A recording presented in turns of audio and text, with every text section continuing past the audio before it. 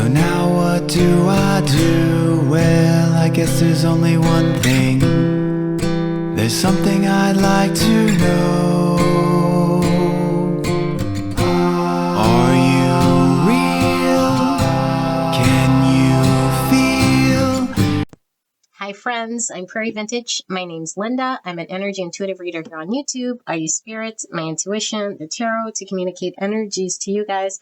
Fabulous viewers. If you guys are new to this channel, welcome. I'm so glad you found me. I hope you guys stay. And for those of you guys returning, I'm so blessed. I'm so grateful to be here doing your reading again today. Today's reading, we're taking a look at the person on your mind and how it is that this person would describe to you how they're feeling and what they're thinking. Okay, if they took a truth serum and they were communicating to you, what would they say in regards to their feels? So, beautiful angels, it's kind of an easy peasy, and I always say easy peasy 3 hours later. It's not always easy peasy, but I'm trying to keep it easy peasy. Okay, so 4 piles to choose from. Use your intuition. We will be using these decks and also this oracle right here. Okay, the Enneagram Oracle, the Love Oracle version of the Enneagram. So I will put a link right here to these decks, including the oracle that I'll be using for those of you guys interested in those cards. And if at any point you feel like that reading isn't resonating for you, or it's not the person you came here about, then no need to listen to that pile anymore, okay? If it doesn't resonate, it doesn't resonate. This could definitely be coming from your own energy, meaning you've tapped into cross pile, okay? So if that's the case, you don't have to listen to that either, all right? But my intention is always to provide you with the person on your mind and who you came here about, okay? But I don't control who shows up, and I just read whatever pulls through here, okay? So 4 options, beautiful angels. Option number 1, we have the Night Sun Tarot.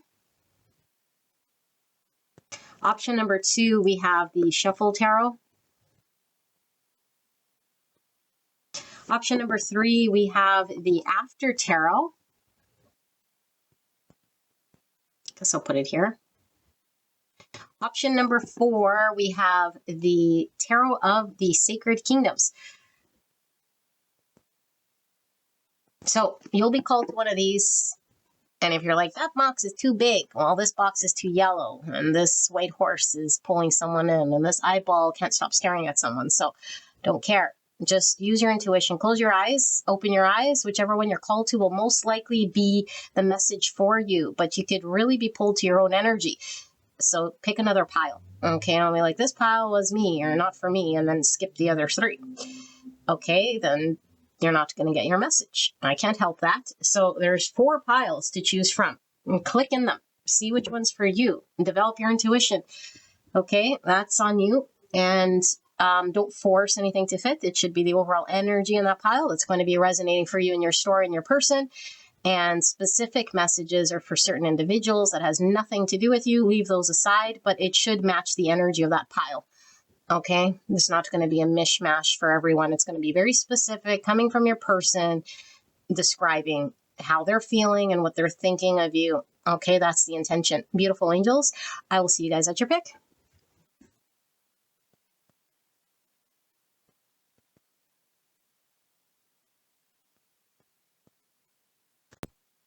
Hello, gorgeous angels. Pile number 1, you guys pick the Night Sun Tarot.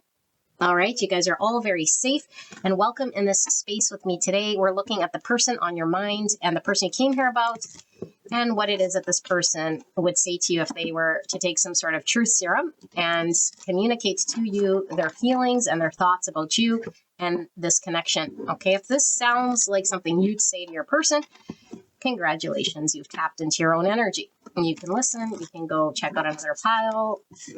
That is not my intention, but it's the energy frequency that I tapped into. So who knows, maybe your person's here listening, okay? I don't know, and I don't control it. So we're going to take a look, and we're asking Spirit for a clear and concise message for the greatest and highest good of pile 1, the person that came here about, and what would this person say in regards to how they're feeling and thinking about pile number 1 in this connection. Thank you, Spirit.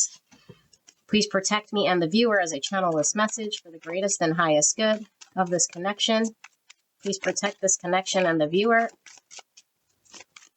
Thank you so much, Spirits, and thank you so much, pile number 1, for allowing me to tap into your energy, the energy around you at this time. I'm so blessed to be here doing your reading. I realize you guys have lots of readers, and so I do appreciate you coming here and spending your time with me. All right, so beautiful angels, we're going to reveal these cards. I'm going to put a timestamp to skip ahead because this might take a little bit, okay? Don't force the messages to fit. Should be the overall energy in this pile that should match your person. And this is going to come from their sort of perspective, how they're feeling and thinking of you, okay? The good, the bad, the ugly, whatever it is, okay? So let's take a look. We have 10 Pentacles, my goodness. And we have the Strength card in reverse, so some Leo. Sorry if it's dark and shadowy. Okay, I'm recording at night, a second reading today. We have 4 Pentacles.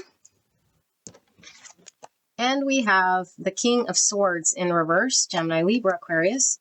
And we have 9 Swords. All right, and then we have the Fool. So heavy Aquarius here. And we have the King of Pentacles in reverse, a Virgo, Taurus, Capricorn. Heavy Earth with the Pentacles, especially at the bottom of the deck here with the 10 Pentacle. And then we have the Wheel of Fortune. So we have 2 10s. 10s are all about completions, ends a cycle, transformation. Wheel of Fortune, of course, is the universe, things turning. This could be about fate, okay? So let's take a look at these oracle cards, shall we? So we have, I'm not reading any reversals here. We have 8. Okay, so some Leo and some Aquarius, which we were feeling with the Leo and the Aquarius. Okay, the Man. So character, ego level, the Man. Consultant, partner, lover, male, husband, companion. Type 8, the Challenger, instinctive center between strength and weakness. And we have Love at First Sight, 89. Love certainty, falling in love, sudden love, intense love, oblivious. No.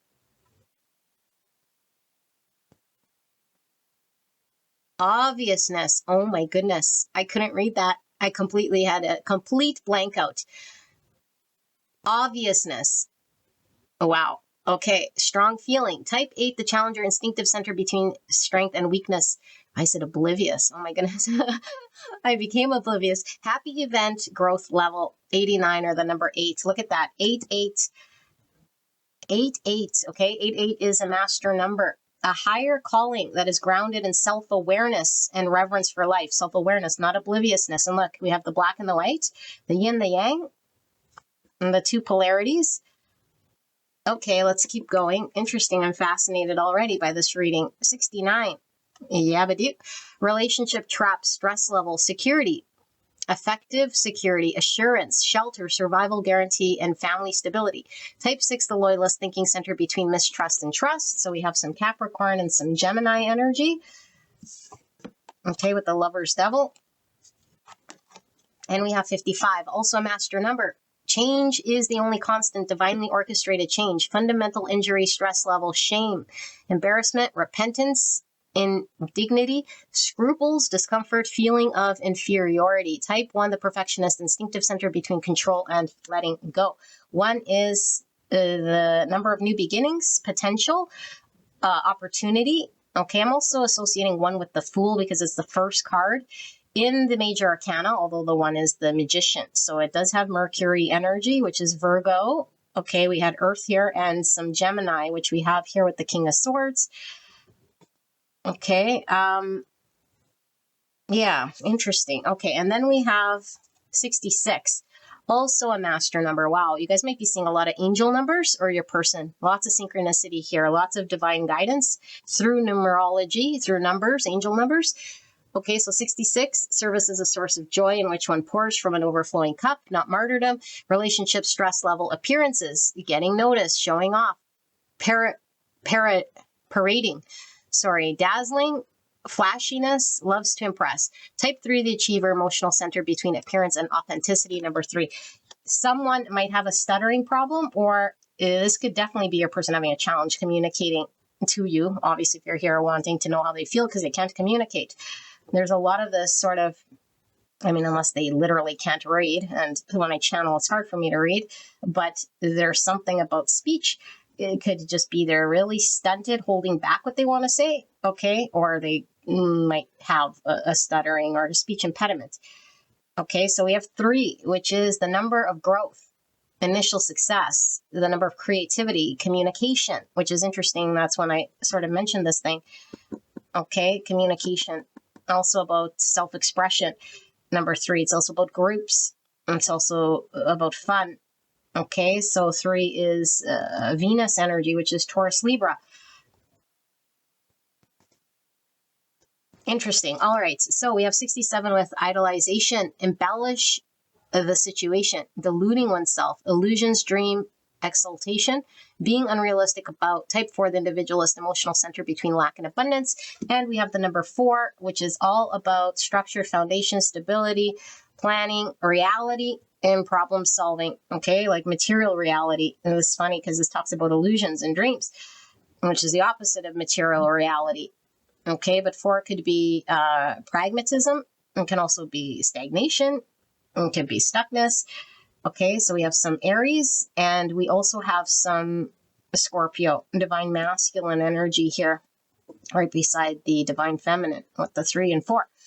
Okie dokie. So, beautiful angels. Which one am I going to use to channel spirit? No. Sure. All right. Give me a minute. I will put a timestamp. You could go straight away to the channeled message, what your person would say.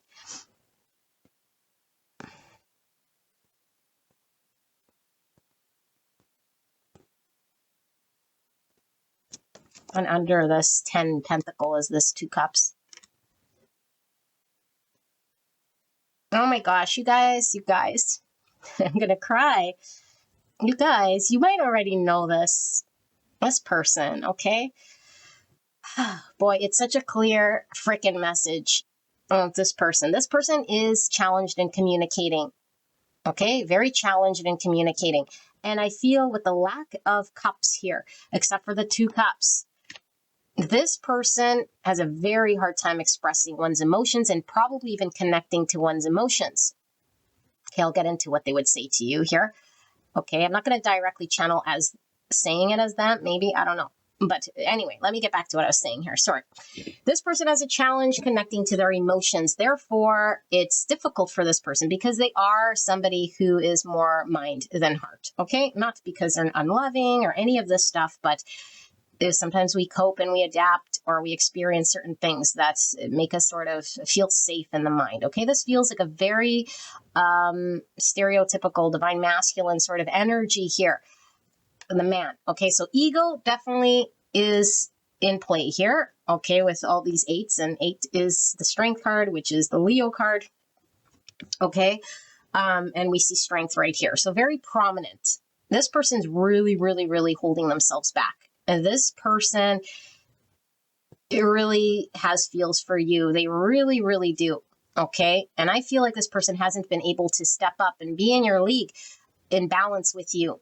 Okay. I really feel like this person is very challenged because I feel like they're mixing emotions and their ability to love and express and feel in this dreamy type way is something to them that's sort of not separate from the material world. Okay, so if I can explain this right, it's like this isn't an energy that I'm familiar with, so it's hard for me to explain this, but it's very clear here. It's like this person puts a lot of weight in the material, practical, what they can provide. If I could provide security, financially, a home, protection, stability, be a doer, and accomplish and achieve successfully for the long haul and like do it right and proper for you, then why would I try if I suck at this or if I'm deficient or incapable or can't? There's a lot of, there's confidence, but then there is a lack of confidence that I'm capable of doing this. Okay, because I do feel like this person has a sort of pride about them. So you would think, yeah, I don't see that this person is shy or lacking any sort of confidence. So what's this person's issue? In fact, this person might even seem like someone who could be arrogant or who could show like confidence about them. So it's even more hurtful. It's like, this person's confident. This person seems to be, confident. Like there's nothing really shy, I feel, about this person. They might even be someone who is maybe even arrogant or likes to show off or like is good looking even or has confidence about them, But when it comes to this connection, this person is really, really, really, really held back. Okay. And there's this fear. They wouldn't say fear. And what this person is actually would say to you is that I am ashamed, embarrassed at the fact that I cannot step up to this level of what this connection is requiring me to do out of my own sort of expectation. I'm idolizing how I need to be and who I need to be and how I need to be to a certain level. Either I've observed this or I just understood this or was conditioned to believe that the man was the provider or that there was a certain level of doing that to be in this type of a connection or to even share at this level, I'd have to be built in a certain way. Either already owning my own home or owning my own company or whatever their idolized version of who they have to be in their mind, which again, I don't know, for everyone is different. It could be that this person really doesn't have a job or like still lives at home with their parents. I don't know. Okay. But it could be that this person, has a really good job, but it's like never enough because I need this other thing, whatever the thing is that they think that they need to be or do. It's like, I'm not there yet. I'm not there yet. I'm not there yet. And it's my role and my duty to be of that in order for this to work out. So there's more emphasis on the material than there is in this person providing emotionally. But I think they're missing the point here that I feel like there's a lack of emotional investment and sharing. I feel like there's an imbalance here, and they're too busy focused on this part. And so if they're lost in the sauce here, like I gotta work another job or I have to save up for this or I have to be that. And it's like overclouding and overshadowing this person's ability to just sort of experience this connection. Now, I feel for this pile. You didn't tell this person that you wanted them to support you financially or, I don't know, do something here in the practical world. Maybe you did. Okay, maybe your energy is giving this off, high maintenance or whatever, or maybe just culturally, certain cultures, it's like the man's the provider or the sole breadwinner or something. Or for some of you guys, you could earn more than this person or be more established than this person, which is a confidence blow to this person because that is something that they never really envisioned or they feel comfortable with, which again is an ego thing. And so they're needing to work through this thing.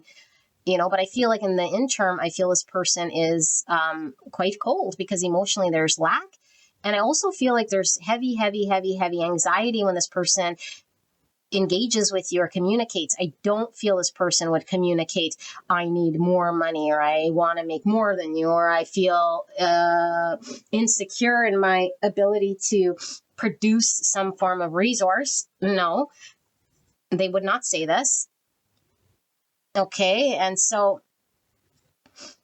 it's like with the King of Pentacles in reverse here, it's like the desire to have some legacy here in the Pentacle realm is an understanding that they have of what you need. Okay, they could be putting words in your mouth and projecting what you need and what it needs to be successful, what's required. And it's like, I'm not there. How do I get there? I don't see myself as this person today. I'm falling short, or I don't have what it takes, or I'm not there today. And I have a lot of anxiety about communicating this or the thought of that. The thought of that, it makes me nervous, makes me anxious. And I feel like this person feels very, very much pulled to your direction. And there is this love at first sight that comes through here, okay? The sudden love, intense love. I feel like there's an intensity here, which is very fearful for this person because it's at odds and battling with this egoic story that they have of who they need to be. And so they need to dissolve the egoic construct of identity that they've carried in their mind of what a man should look like. Okay, I'm not talking genders here. And if you're triggered by genders, I'm probably not your reader. Don't care. Okay, do not care about genders here. I'm solely talking polarity. It's not even, like feminine, masculine. Like when I say this, it's not male, female. This is like energy. Okay, so we have outward energy and then we have inward energy. Okay, so like magnets, it's all energy. So the masculine energy here in this person is like trying to be this doer energy, because that's where they feel is their role, But if, of course, they have an egoic story or understanding, then they feel they need to be in that role successfully. But our roles are just that, like roles that we sort of adopt and carry on, but we don't really have to have those roles, right? So this person has this inferiority complex about, and I feel it's for this connection. I don't feel like it's this person all around. Like, I really don't feel like this person is like the type of person here that's like, before I date, I'm going to own my own home, have my own business. Like, I don't think this is like a thought that this person would carry. I feel like what Spirit's really showing here is this love is so intense and unexpected and sudden, and it's like made me sort of trigger this underlying subconscious belief that I have of what a provider needs to be, because either I've experienced a masculine fail or fall short, or have an unsuccessful sort of outcome because they couldn't provide, or whatever. I was conditioned to believe that that's the thing, or that all feminine energies like want a guy who has a lot of money or a fancy car, like, is societal beliefs here, And I mean, that could definitely be a thing after reading some comments and some views. And if I have those types of subscribers here, they probably won't last very long here, because that is very materialistic. Okay. And I don't read for materialistic connections. And so I feel like if you're wanting a breadwinner provider here that makes a lot of money and pays your bills, this most likely is not your reader. Your reading, or not your reader, or all of the above. Okay. So, but anyway, you could stay here if you want. Okay. But if you're thinking this is your reading and this person's going to provide me with this, that's not what this message is about at all. This is about undoing that belief. Undoing the belief that to be the man, to be strong, to be wooed, like to woo you and to win you over and to be successful, I'd have to have all my ducks in a row in the material world. But that's just all smoke and mirrors, because it doesn't really matter so much here, And it's very, there's a heavy discomfort here with the 9 swords and this shame. Okay. It even says discomfort. Okay. This feeling of inferiority. It's like, I feel so uncomfortable when the woman makes less than me, sort of energy. Now, whether they'd say that to you again, probably not. Okay. I do feel like this person feels almost like a fool in your presence, because it seems to me like they're probably the type of person that has it figured out, or has some sort of persona that's helped this person, help them survive some way, or at least an identity that they thought, I'm putting on this version of me to the world that seems to be getting me far, or it's successful in how people intake me. I'm getting victory in this appearance.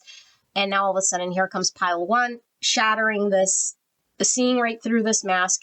And now I feel seen through. I feel like this fool is really giving me really, really like beginner, sort of fumbly, very much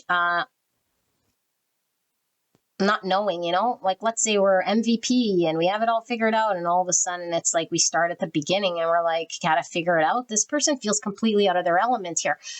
So I don't know, like, let's say they were a master in their field, and then all of a sudden, I don't know why it's coming through. Maybe you guys work with this person.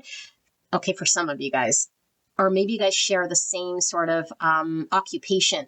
So let's just say you're, I don't know, whatever you are, a lawyer, and this person's also a lawyer at some other firm. Okay. And it's like, they're like, yeah, I don't know, I make, $200,000 a year. And you're like, oh, okay. And then somehow they figure out you make 400,000, or you have 50 amount more clients, or you were way more successful with the same sort of background or upbringing or something like this. Okay. those are specific messages for some of you guys. Doesn't have to be the lawyer so much as it is. There's a lot of comparison, the black and the white, and it's comparing themselves to like one, this idolized version of who they think they have to be in this relationship. And then also there's like your, the projection of who they think that you are or what it is that you need and how they are. And then they compare this and contrast this. And then it drives their action or lack thereof or suppression of moving forward or speaking some truth. And it's really all about, like I said, this ego version. And so this person would say to you, I'm held back. I loved you since the moment I met you. It's so intense. I have to be now the version of me that I always sort of pretended to be, because I think this person thought that they were that, whatever that is, the confident man, they really thought that they were. And so I feel like there was this illusion that's been seen through, or an egoic construct that's been shown to them that needs to sort of go away. But in the interim, where it's like, whoa, I can't take action just yet. I can't move forward just yet. Like, I don't have the thing. And the thing that I thought I had is now revealed to me that I don't have. And so I feel even more discombobulated here in your energy. And there's a nervousness about how this person engages with you. And I feel is just with you, because I feel like this person is someone who's very calm, cool, and collected. In fact, I don't feel like this person, they might not even feel the need to say much of anything. Generally, I don't think this person talks a lot. Okay, so confirmation for some of you guys. Some of you guys, this is a lawyer, okay, or a judge. So, I don't know. You'll have to, well, maybe not. I was going to say leave it in the comments, but if you want sort of anonymous, then you don't have to. But I'm getting that sort of an energy, but it could be, again, this like metaphor that comes through my readings, like the judge is like this comparison, like they're judging who they are, what you want from them, how they have to be. There's this judgment, okay? Yeah, it could just be that metaphor coming through. Thank you, spirits. But that sometimes every energy is sort of interconnected here in some fashion. They could come from a family of judges, courthouse. There's something about authority coming through too. So policeman, government official, something like this, okay? Working for the government, for the city, for the province, for the state, for the council, something.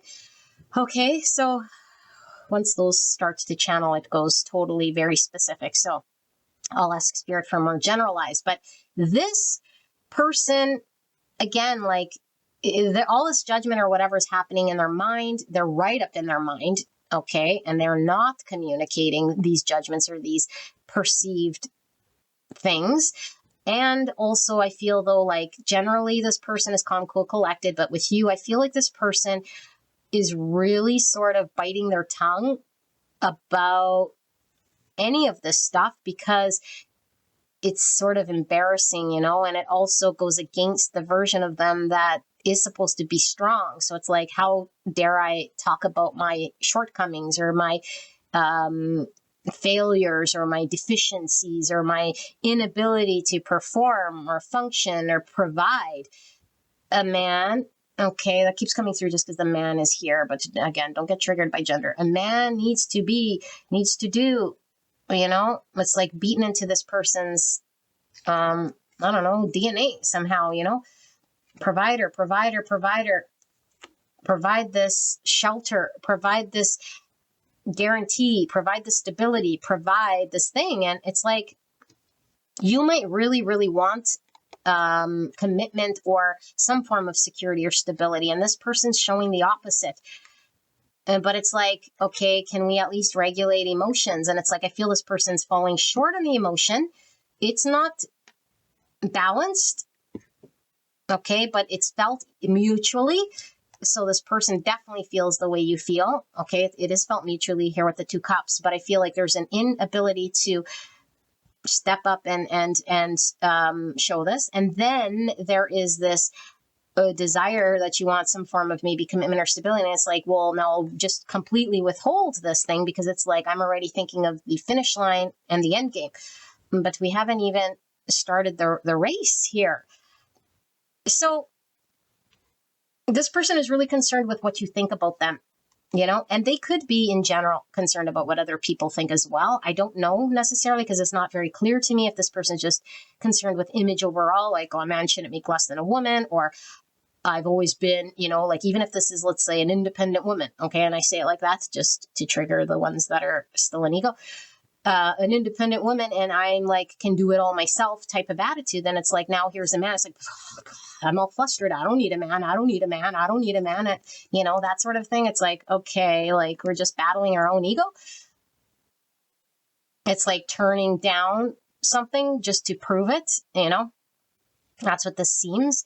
So I don't know if it's like, again, because everyone's going to think this, even though we know it's not everyone, it's just a projection from the inside out, or it's really, really, I'm concerned about you thinking that I'm not security for you or a provider for you or strong enough for you.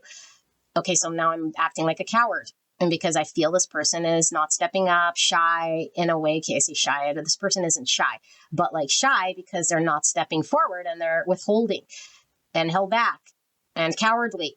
And so they're doing exactly that, in which they don't want to be seen as, because they want to pound their chest and be this like hero or this victor in some way, So I think their intention is good because they want to provide, but I don't think it's because I don't feel it's because there is this like big concern about your well-being, although there is this concern that they would have to be the provider.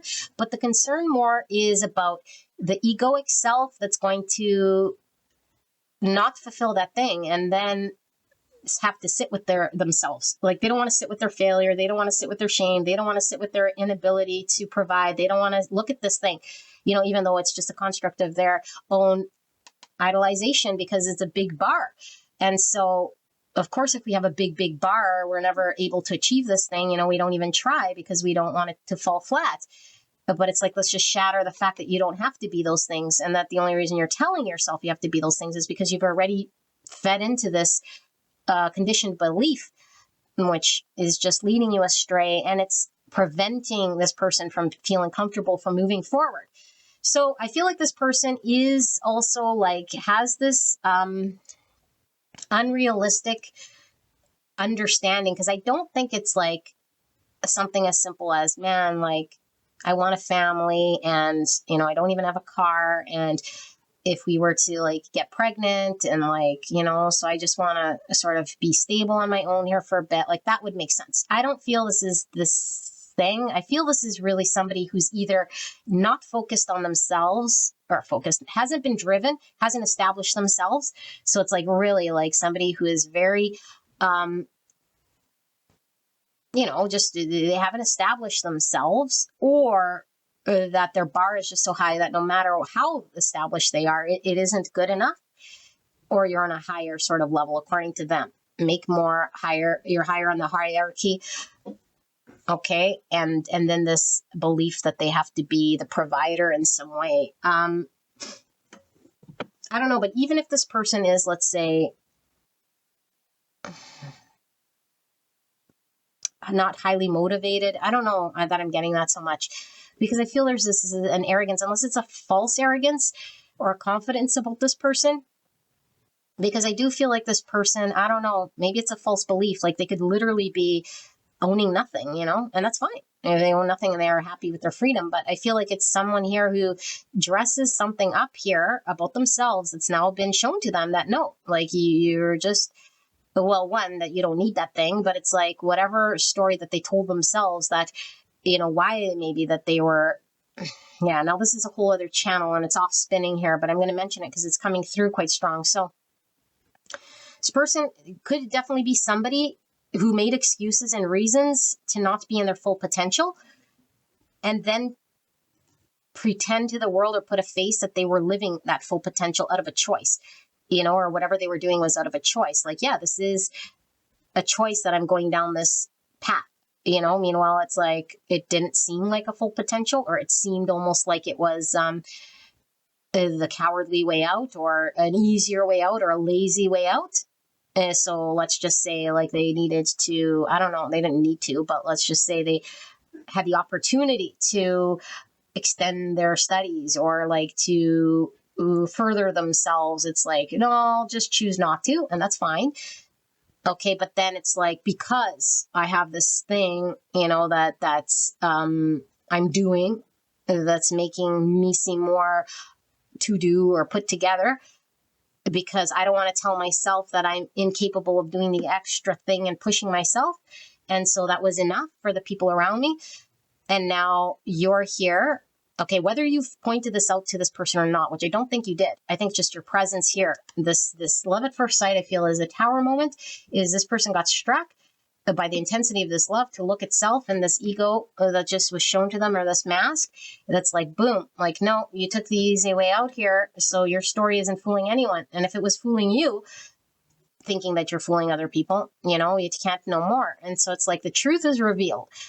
And it makes this person feel really uncomfortable because now there's nowhere to hide. And I think you really see through this person. So this person would say, like, you see me, you see where I took shortcuts.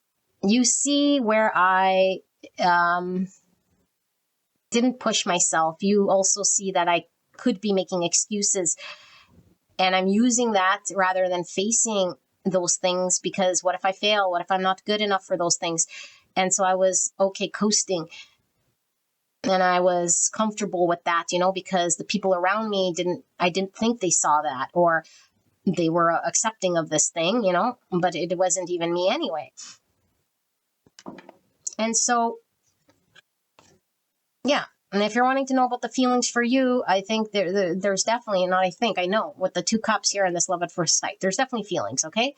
But louder here is what would come through is like there's so much credence on the material providing of security, stability, and this guarantee of shelter. And it's like survival mode for this person. And so there's this, if I don't have that, then this connection cannot survive. But Spirit does pull through here, especially with this Wheel of Fortune, talking about this person going through understanding this divine lesson of who they are and the false self falling away, or the ego construct falling away, identifying where they're held back. And I think they're held back in life.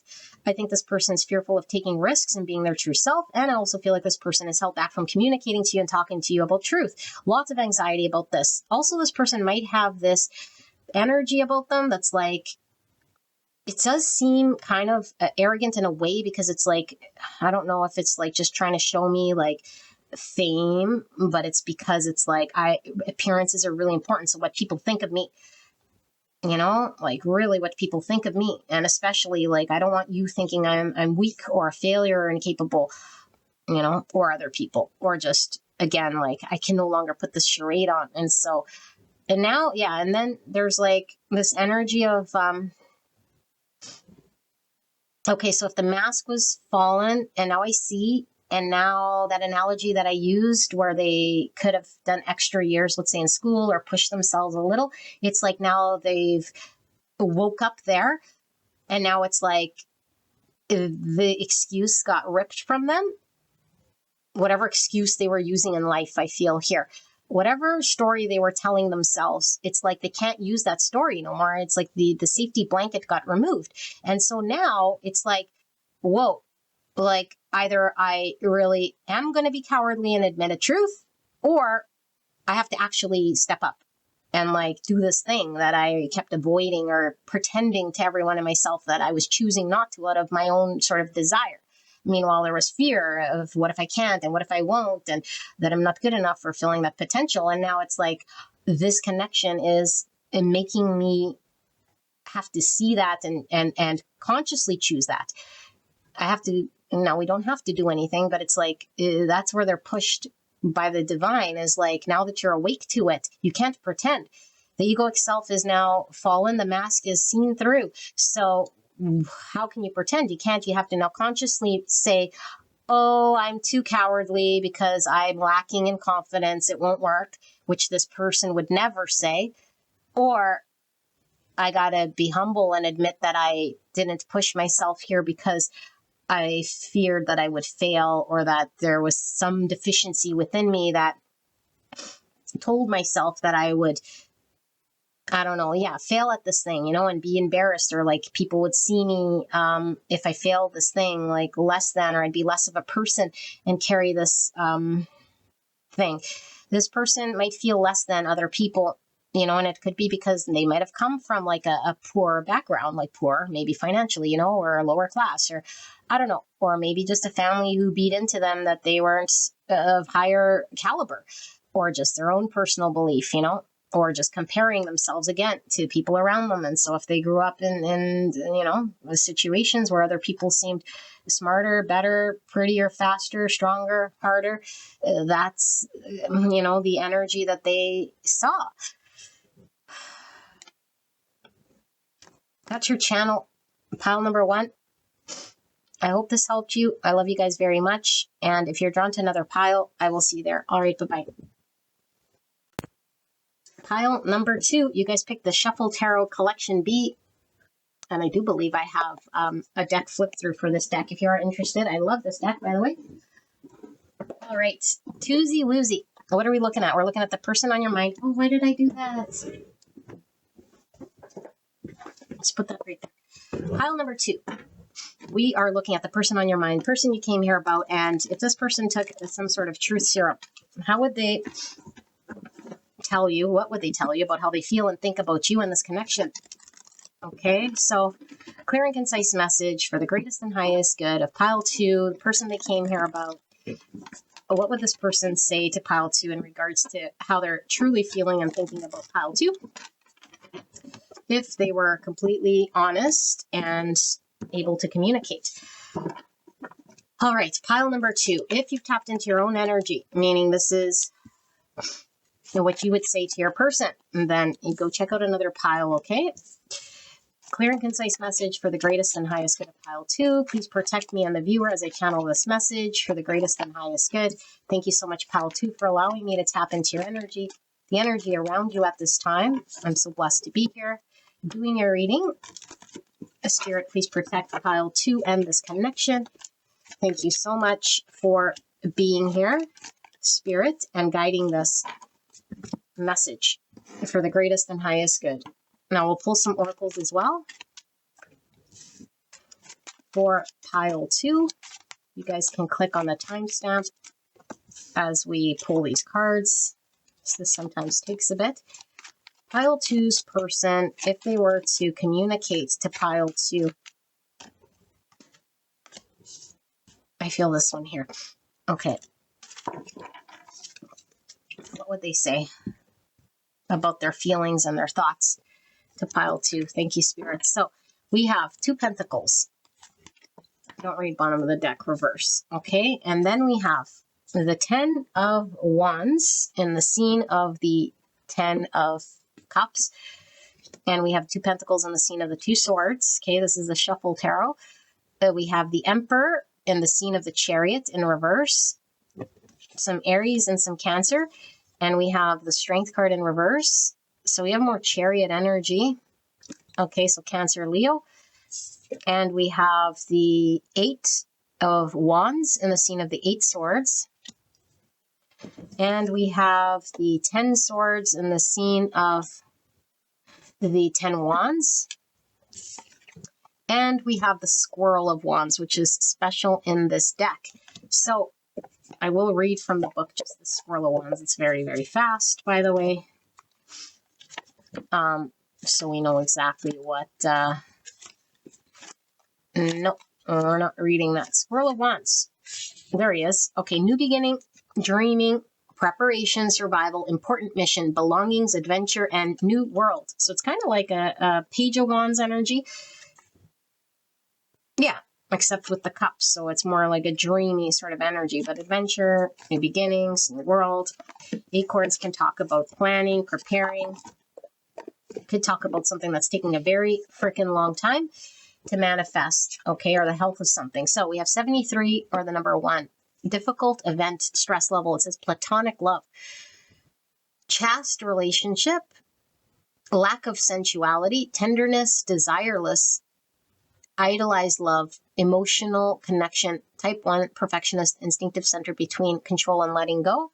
So we have some magician energy that is Virgo and Gemini. Okay, and then I'm not reading reversals here. We have card 101 with the number 2. So some Pisces.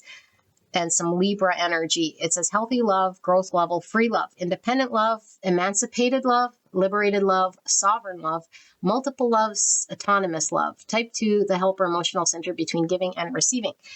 And we have the root chakra here with the red. And we have enthusiasm, 34 or 7. More Cancer energy, more Chariot. We got heavy Chariot energy here. Okay, so relationship skill, ego level, lightness, dynamic, projects, joyful, pleasure, optimism. Optimism coming through with this sort of page energy. Okay, type 7 enthusiast, thinking center between pleasure and pain. This is the heart chakra with the green. And then we have passion. Wow, enthusiasm, passion, 71 or 8. 8 is the strength card. Also star. Star is about destiny and wishes and vision. Okay, Aquarius and Leo energy. So it says relationship traps, stress level, passion, intense fascination, ardent effectivity, impetuosity. No, I can't say that right. Impetuosity, exaltation, get carried away, irresistible attraction. Type 8, the challenger, instinctive center between strength and weakness. Interesting how this is opposite, you know? It's like lack of sensuality, and here's like this intensity, irresistible attraction, you know, idolized love. Okay. Intense fascination. Wow. That's intense. And then we have 44, which is a master number. Integrity is a foundation. Treating the earth as home and a temple. Manifestation, leadership, another 8. So 88 is also a master number. Okay, a higher calling that is grounded in self-awareness and reverence for life. Neutral event, ego level, affair, love, conquest, passion. Passion. Okay, ideal, fling, romance, romantic encounter, and love conquest. I don't know if I read that. Type 8, the challenger, instinctive center between strength and weakness. Affair, we have 3 people here. It's coming through for some of you guys. This person might be with third party. Okay, and then we have emotional intelligence, 94 or 4. So 4 is Emperor energy. It is also Scorpio energy. Okay, divine masculine energy. So 4s are all about structure, foundations, planning. We had a lot of that with this acorn energy. I was talking about planning. Okay, so relational quality, growth level, emotional intelligence, conflict management, emotions is welcoming, self-awareness, empathy, equanimity, and consideration of others. Type 4, the individualist emotional center between lack and abundance. And then the mystery card that fell. Surprise. Yeah, mystery card. Number 2. Okay, balance, duality, choices, high priestess. So some Pisces energy coming through, justice. Okay, which I'm getting the marriage thing here with the justice. Doesn't have to be, okay, some sort of legal thing. Also judgment. And root chakra, I'm going to sneeze.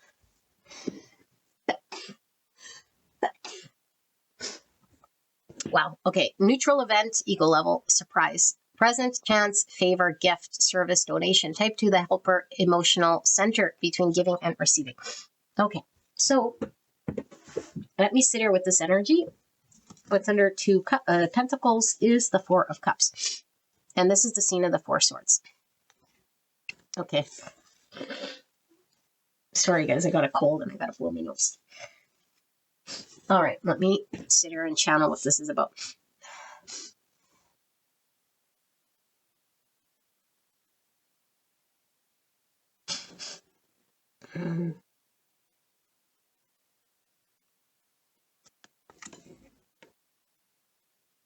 Okay, wow, these readings. Thank you, Spirit. Even though they might be very long and layered, the messaging is very clear and it makes me happy, although painful here for sure, but it makes me happy because I don't have to go take a big shovel and sit here forever to figure it out. What this message is about, okay? I always intend on it being the person you came here about, but it could be you. Take it as it resonates. This person is in an unhappy situation. Marriage, most likely, okay? Or relationship, partnership, whatever is established in their world. It's not working anymore. It could be a marriage that once was happy, a situation that was okay. Whatever it is not doing it for this person. This person is being called to surrender.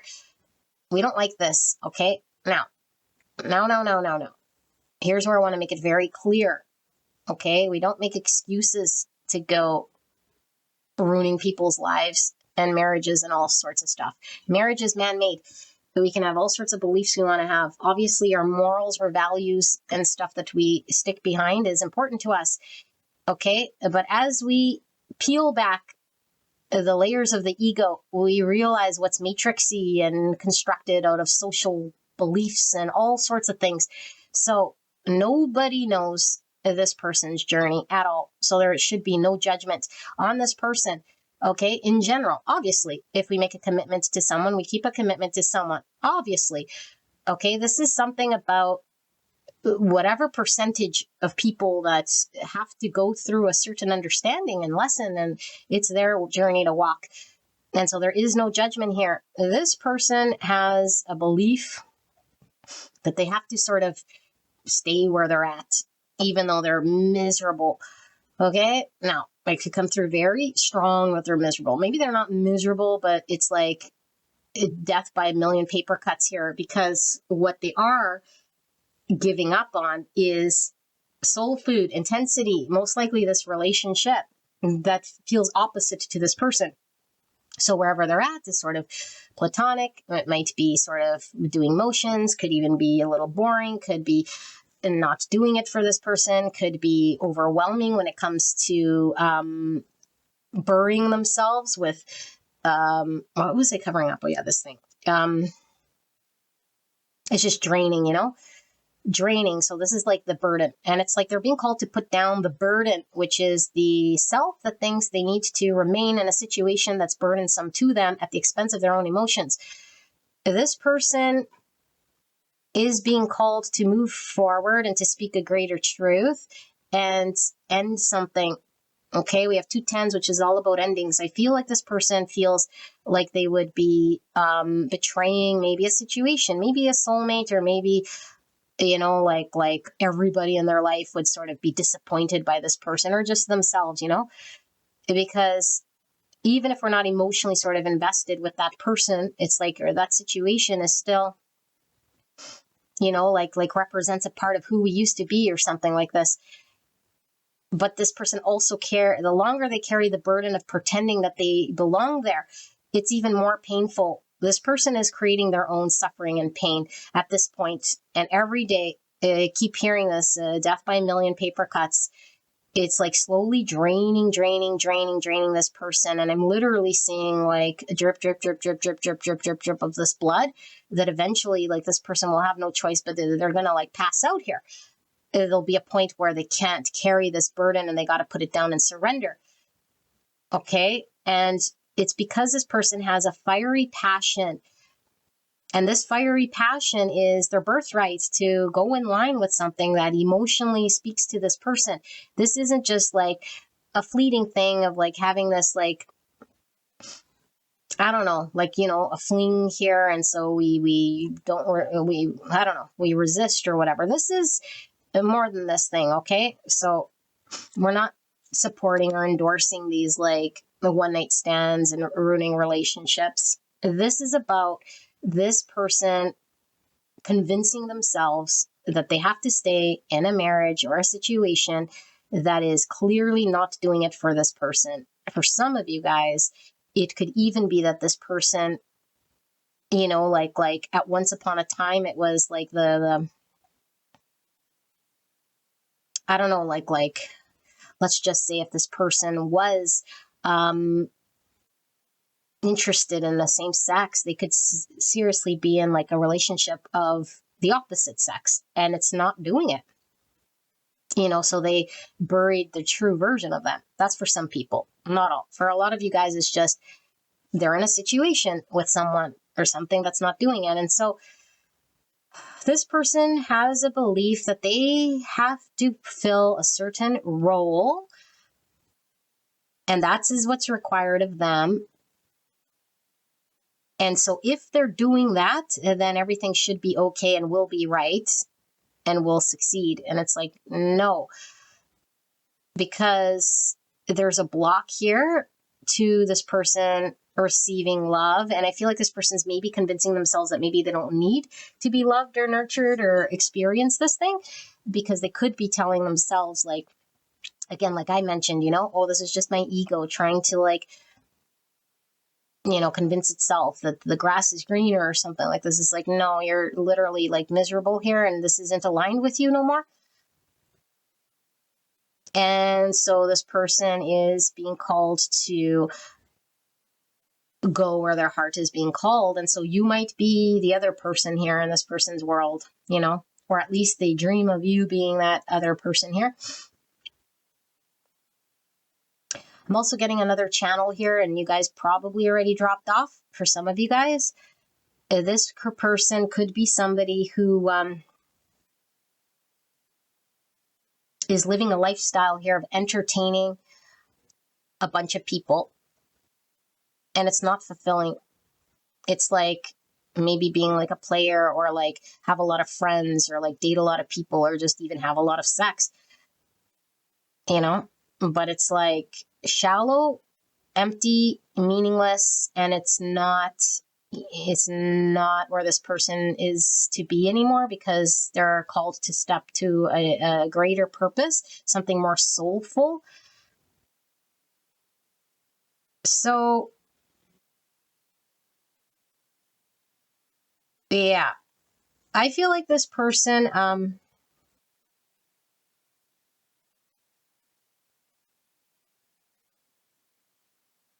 I completely just lost the channel. That's interesting.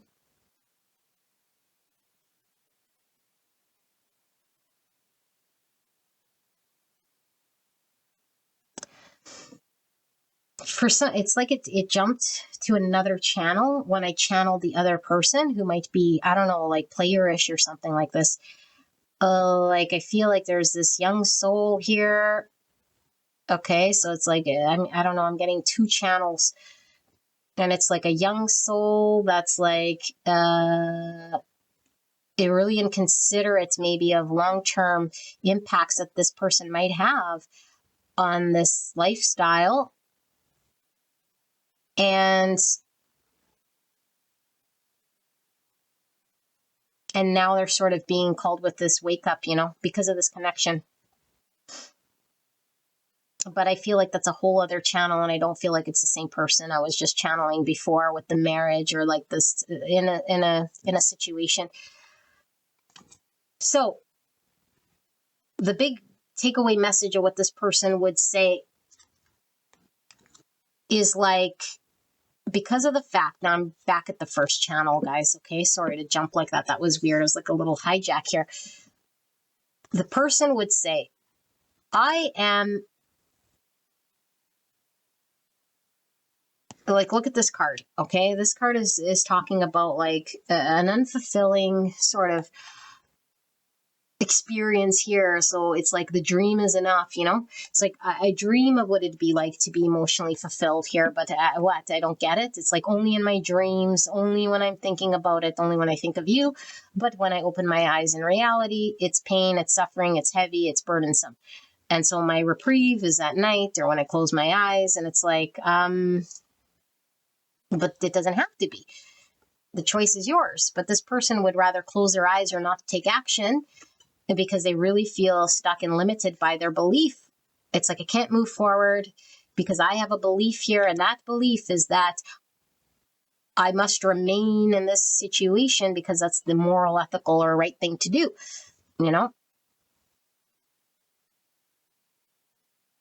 So this person is lying to themselves and lying to the situation that they're in. We see the 7 swords and the 3 swords. So 3 swords, definitely the heartbreak, and the need to deal with the separation of this thing that they're emotionally sort of invested in some way, but it's not because they truly have this intense love. It's like emotional investment of identity, to this thing.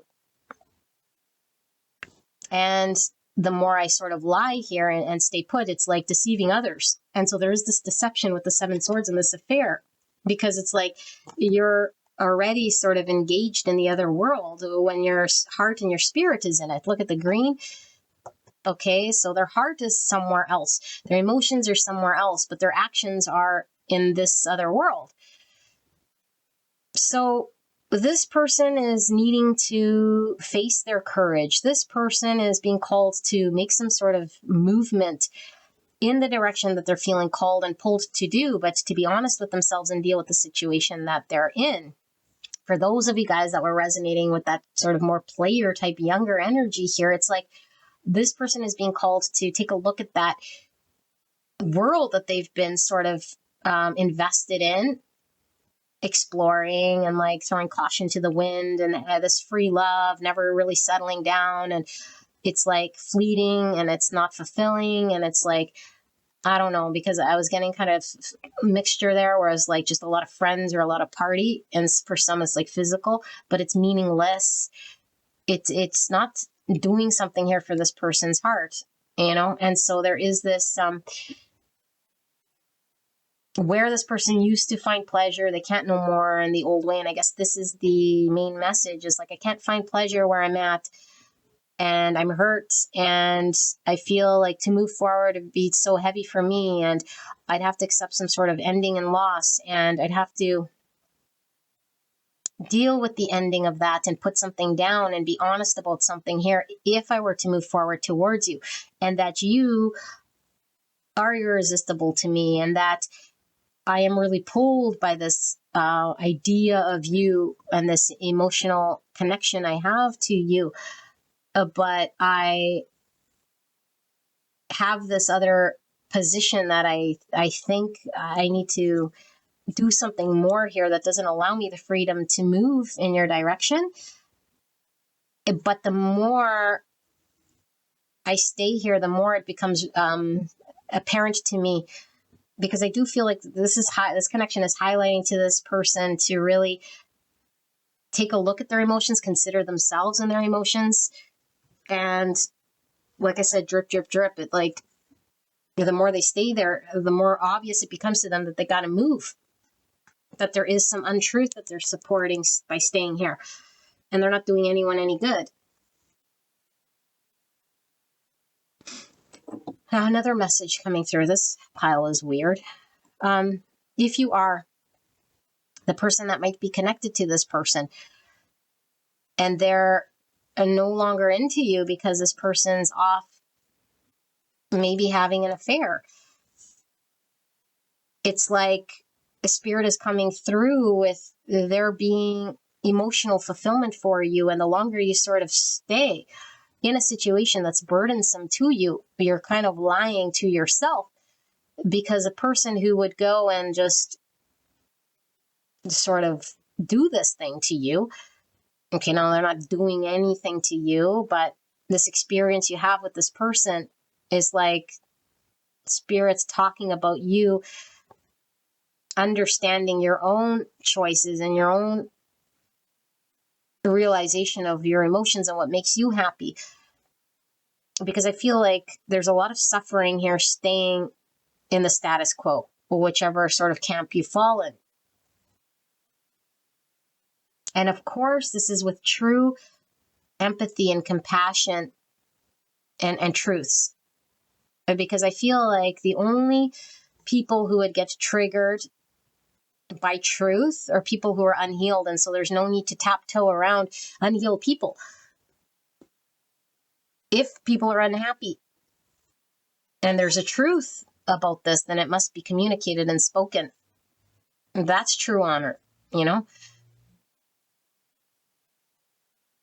So, yeah, I mean, there's a mixture here. And King of Cups.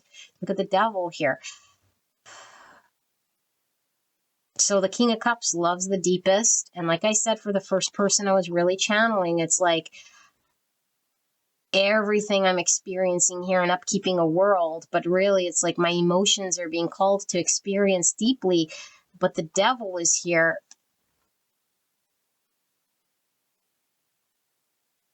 And so the Devil could definitely symbolize like an 8 swords type energy, where I feel like I'm held back, but it's like an illusion of the mind that's created, or a situation that we say is holding us back, or that is like unhealthy for us. But there is no such thing, you know? It's just, again, we support that devil with the thoughts we have or the things we say or that we understand, which is untrue. And so we need the courage to sort of shine the light on the devil with truth and honesty, and not sort of be cowardly and not confront it and lie and like keep lying and carrying the burden of lies and stay put, because I feel like this person's staying put, chained to an unhealthy situation. Any way you slice or dice it, and they'll be called to move. Okay, so we have Cancer, Scorpio, Pisces, and some Capricorn energy. So I want to get out of this energy because it's a weird channel. I don't know who is hijacking here. I have to sort of go back. Okay, so I'm going to ask Spirit to protect this channel, and I'm going to give you back all whatever energy is yours and whatever energy belongs to whomever, with love, with light. Okay, and yeah, if you guys were called to another pile, then I will see you guys there. All right, I love you guys very much. Peace and love to everyone, and I will see you guys at the next one. All right, bye-bye. Hello, beautiful angels. Pile number 3, you guys picked the After Tarot, and we're taking a look at the person on your mind and what it is that this person would say to you if they were to tell you exactly how they're feeling and thinking, okay, coming from this person. If they were to take a truth serum and describe to you their feelings and thoughts. So this can come reversed, meaning this is what you would tell your person. If that's the case, you can go check out another pile. But my intention is for pile 3, the person on their mind, and what this person would say to you. Clear and concise message for the greatest and highest good regarding pile number 3's person's feelings, coming from pile 3's person. Thank you, Spirit. Thank you, pile 3, for allowing me to tap into your energy. You guys are all very safe and welcome in this space with me today. And I do appreciate you guys being here. Thank you to Spirit for allowing me to channel this message for the greatest and highest good of pile number 3. Let's move that over and we'll pull some oracles. If you guys want to skip straight away to the channeled message, you can do that. I will put a timestamp below. This process might take a little bit. Pile number 3's person's feelings. What would they say to pile 3 in regards to the truth of how they feel, what they're thinking? Thank you, Spirit, for this message. Didn't feel right. All right. So we have Hangman in the reverse, Pisces energy. We have 2 people in this Hangman. And we have the Queen of Pentacles reveal itself. Virgo, Taurus, Capricorn, and Pisces. Okay, doesn't have to be yours or your person's sun sign, but it's prominent in this reading for energy for me to channel. Okay, so we have the 4 cups. And remember, this is the After Tarot, so it's like a moment after the scene of the regular tarot scenes we're familiar with. Okay, we have the Sun, Leo energy, Divine Masculine energy. I'm going to just cover up these little children. And then we have the Knight of Cups, and we have the Moon in reverse. Interesting, Sun and Moon, masculine, feminine energy. The Moon is in reverse here. Let's put it like this. Sorry. Yeah, that feels right. And then we have the Page of Cups. Interesting, we have the Knight and the Page of Cups. Lots of cups. Okay, and then we have 8 cups. Yeah, lots of cups, plus the Moon, which is all about feels. Lots of feels here with the cups. Okay, and then we have Knight of Pentacles. So 2 knights. And what's under this? The Lovers. Wow, okay, so Gemini energy. Oops, don't like the cross upside down. Well, that's a perfect spot for the dangly part of the cross. Linda, you're funny. All right, so we have authenticity, 31 and 4. So 4 is divine masculine energy, Aries. Okay, this one gives off Leo. 4 is for the number of Aries and Scorpio. So it says relationship skill, ego level, authenticity, depth of feelings. being different, inner truth, originality, being romantic, emotional intensity. Type 4, the individualist, emotional center between lack and abundance. And we have 52 or 7, gluttony. Oh my goodness. Sin, ego level, intemperance, debauchery, avidity, bulimia, eagerness, insatiability. Type 7, the enthusiast thinking center between pleasure and pain. So we have some Cancer energy here. And green is the heart chakra. We have the root chakra, 47 and 2. So we have some Pisces again. And some Libra energy. Okay, sin, ego level, pride. Look at this, gluttony, pride. Aren't these like 2 of the 7 deadly sins?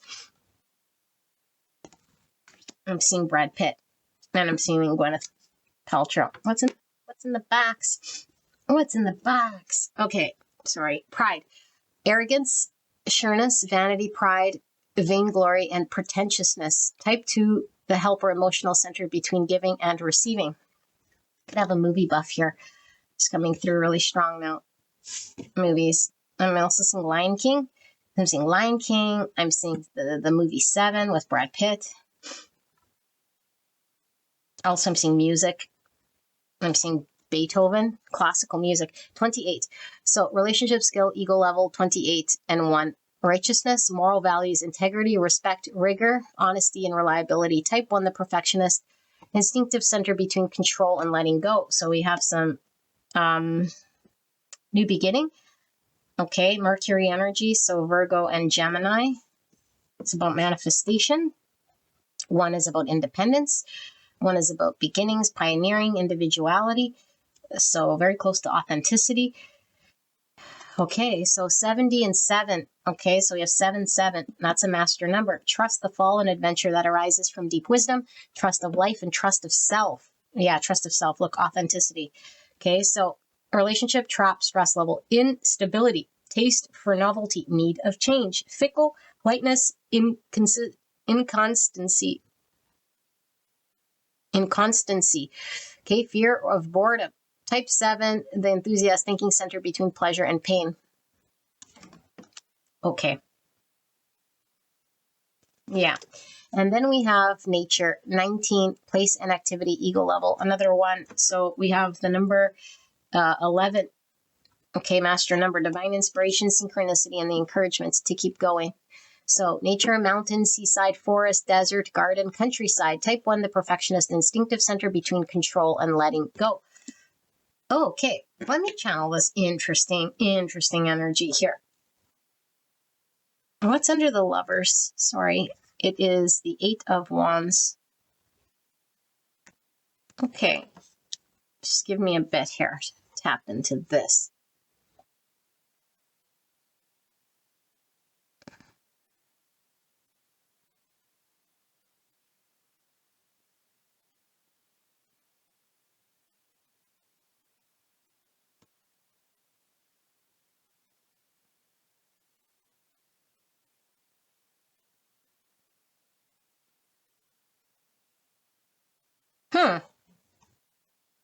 Interesting energy. This person's a little can I say it? Anyway, that's a judgment. This person, ouch. Okay, like I think there's a little bit of a narcissism energy coming through, okay? I don't think, obviously, anyone tries to be narcissistic in any which way. I'm feeling a little spoiled here, okay? This person is an immature with their emotions. And I feel like maybe you pamper this person. Maybe you're very giving. You nurture this person a lot. And for some of you guys, you might have financially given this person money. You could have supported this person with a place to stay. You know, however you give to this person, it could just be energetically for sure. You know, you could have even fed or cooked for this person. Continue like giving in like a very beautiful, generous way of supporting this person. This person is really sort of has a one mindset. And I feel like the one mindset is the way they've always sort of been. And it's a little immature and it's a little only considering self. And it's self so much that it's like fulfilling oneself to the brim here at the expense of even like backhanding other people. So it's like a little bit of an ungracious energy. And I don't know if it's like Definitely this person isn't trying to be ungrateful here, okay, at all. But I feel like they've been almost like there's an energy. What's the word for this? Like, is it called don't look a gift horse in the mouth? That's what it seems like here. Okay, and what that energy kind of means is like if somebody extends compassion, kindness, favors, and all this stuff, and then you're like, oh, but it's in the wrong color, or I just ran out of it. And what do you mean that the credit card only had $400? I kind of need six, that kind of energy, massive ego. But this ego isn't stemmed from anything that you're sort of doing here. I feel that this person has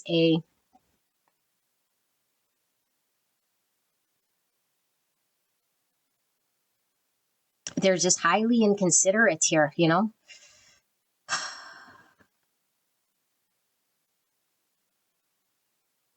I think this person is skewed as well. And what they're skewed about is themselves. And so it's difficult for this message to come through because I'm like, if this person could communicate to you, what would they say? It's like, really, who cares what this person would say? Because I think they've already sort of shown you. And there's like well, I'll get to it. I'm not saying who cares, like leave this reading, but it's like this person, what spirit is really coming through is needs to see themselves reflected by this connection to themselves so they could see what is authentic about them. Because right now, I think this person is in an energy of ego. Okay, as a lot of us are when we create identities, but this ego is very self-absorbed in this immature energy of like getting their own fill and putting themselves sort of first. Now, when we put ourselves first, it's because we have a lack mindset a lot of times that there's not enough to go around. And when there's not enough to go around, I better take what I can take. It's not because I think you're less deserving. And it's not because of anything other than I have some sort of trauma, some sort of experience that I had when I was younger that's molded me into this person that's inconsiderate, that thinks that there's lack. And so I need to attain by whatever means, even if that puts you out, because I'm not thinking about, oh, you're out and I'm doing it to out you.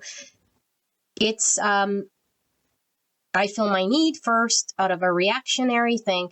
And then I look around me and see the damage in my wake, And this is what this person is like, now looking at is like, because I do feel like there's history with you and this person.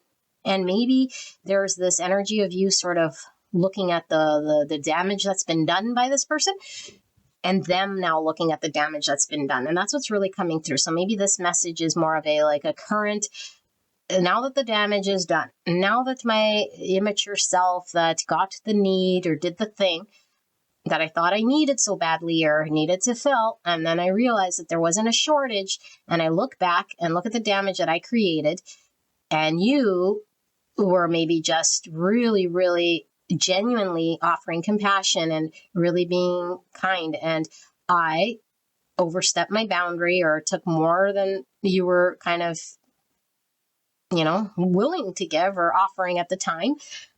And then you got disappointed or you saw through something.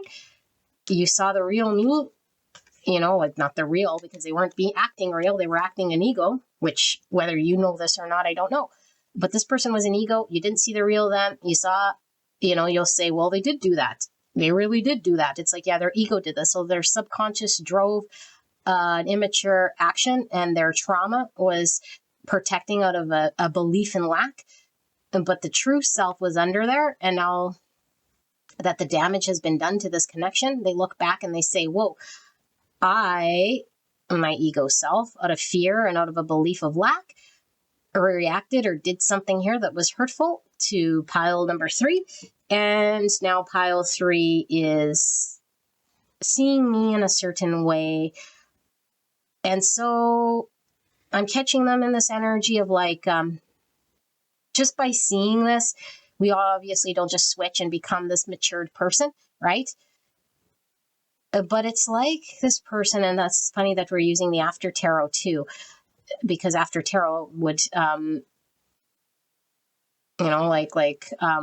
would indicate that there was a pre-existing history here. And that's exactly what I'm feeling. There was like something that's been unfolding and happening over a period of time where this person has proven to you and shown you this way of being that resulted in something hurtful.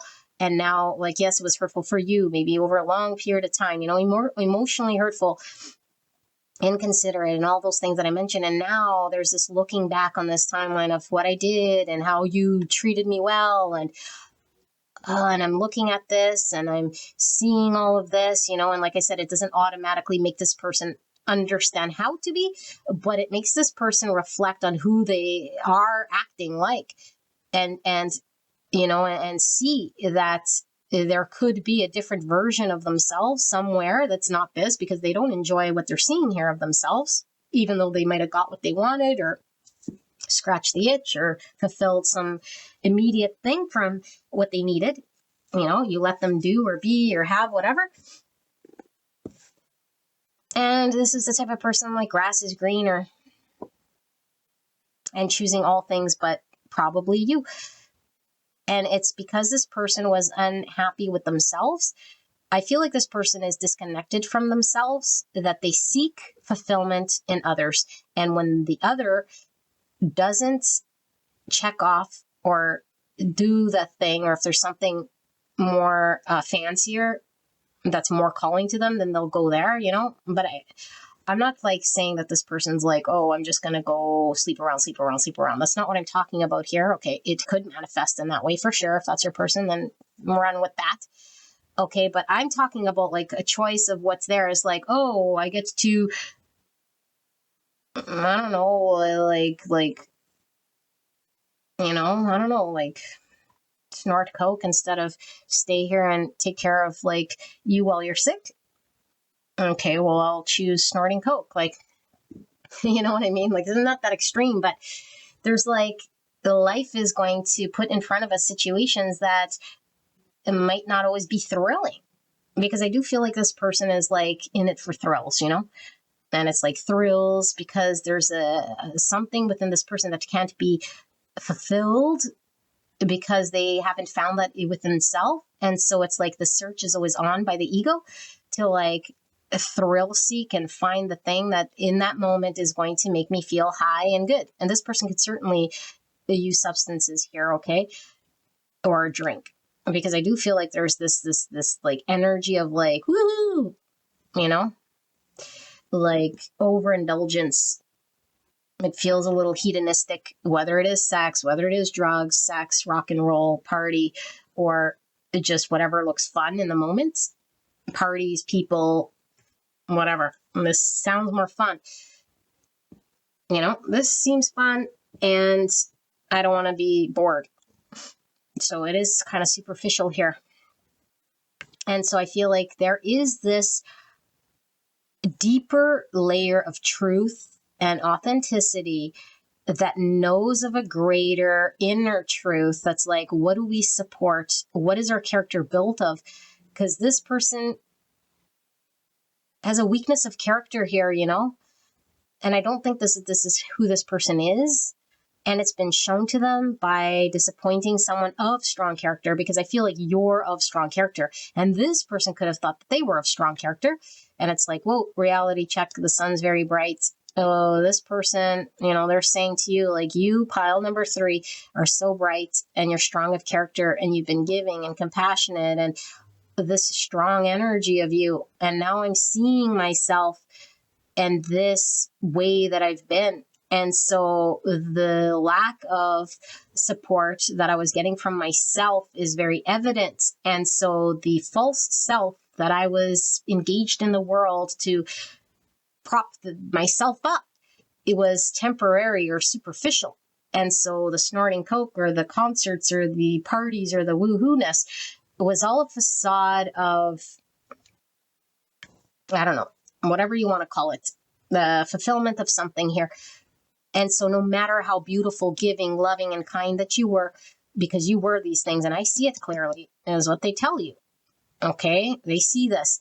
But no matter how much of that you were, I was always going to pick the other thing here in that moment of whatever felt more woohoo, you know? Whatever felt more woohoo. Because it's really sad, actually, you know? Because that thing made me feel worthy, and that thing made me feel alive, and that thing, and it's not that you made them feel dead. And so this is very hurtful, you know, because I feel you're really hurt, and this could be coming from this person seeing how much they hurt you, because there's always going to be, you know, a fancier car, someone with bigger boobs, like, oh, so what? Like, there's something very superficial here about this person's actions. And I don't think this person, again, like, wants to align with superficiality, or even knew that they were aligned with superficiality. It doesn't have to be to that extreme. Like I said, it doesn't have to be a big player here, but it's like the little things, you know, you're sick, chicken soup.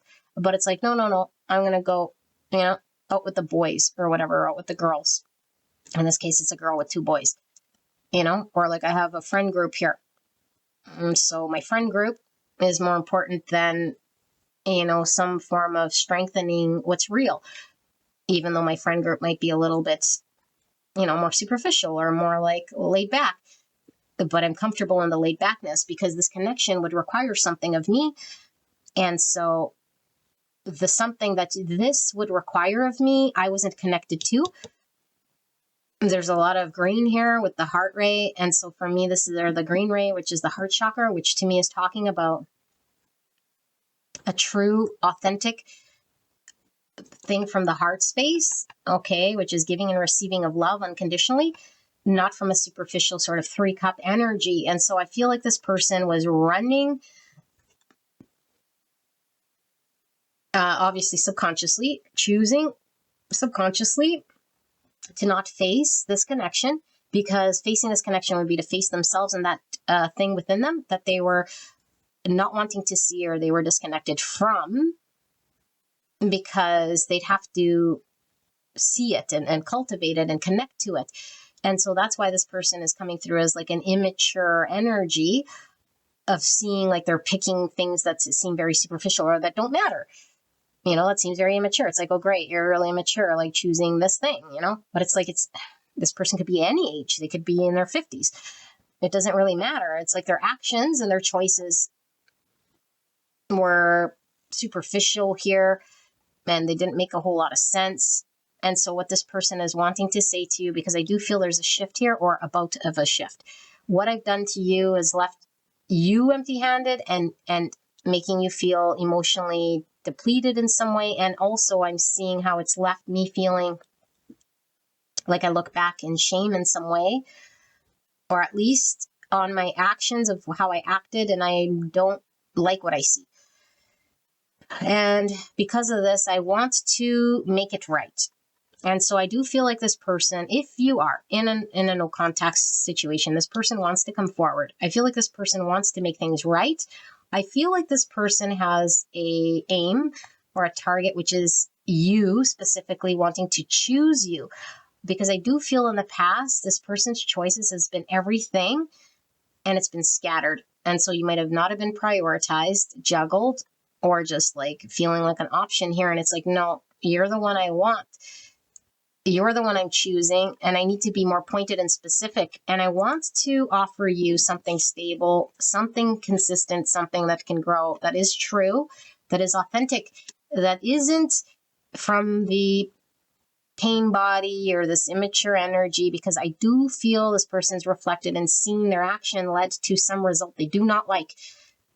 And so they're coming out of this moonlight energy because, one, there was a lot of fear, like I said, to be honest and connect to that part that might have been crying inside of them, but also the illusion that they were creating that there was a way that they needed to be in order to be fulfilled and happy. Okay, but all of these things are sort of becoming clear to them. I feel like there's a clearness that's coming through all of this thing. And I do feel like this person does have love for you with all these cups. A lot of love for you. I'm also getting, you understand this person, like no one's understood them, but also there's this energy of like, I don't know, like meeting this person at where they're at, you know,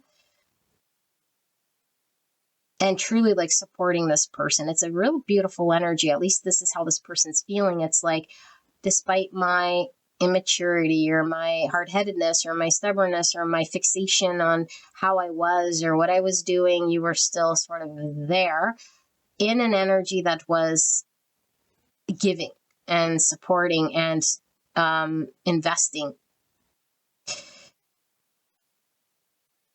And I was more focused on myself. So whatever was not stable here, this person is wanting to find some form of stability. And I also feel like this person might, like I said, not know like who their authentic self is, okay, because there's still this ego personality, but I feel like they're willing to figure out, because it's like, I feel like this person might have had many, many attempts to get it right and haven't been able to. And so, I mean, they're not stupid. It's like, that didn't work. This didn't work. That way only led to this. This other thing led to you leaving. This other thing led to emotional dissatisfaction. And whatever's happened here is like really playing out for this person to sit with those actions. And it's like consistently you're like offering this person some form of nourishment here for their soul. And so they'd say you're like soul food, your support for this person, you're really nourishing for this person. And it's like without you, this person feels aimless and like their luck is gone, their abundance is gone.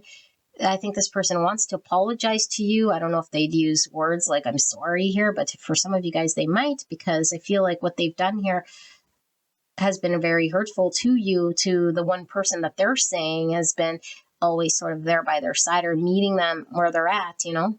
This person could have really thought that they were on, I don't know, acting like they're on a high horse or at a higher level, or like putting themselves, like I said, above and beyond. Meanwhile, it's like,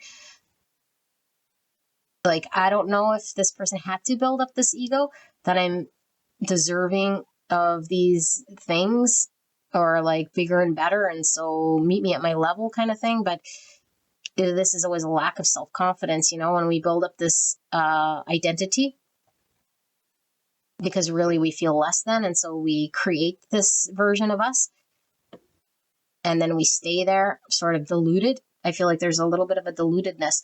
So another thing that's coming through here, and I don't know if this is just confirmation, so you know who this person is. I do feel this person does love nature, you know, like are really connected. So this could be somebody who's kind of like a hipster, likes to be barefoot, might like to go camping, might like to go fishing, might like live near a body of water, might like hiking or like exploring forests, or connected to a lot of wildlife or animals, or have gardening, and might live near the mountains, like to explore, like I said, hike, hunt.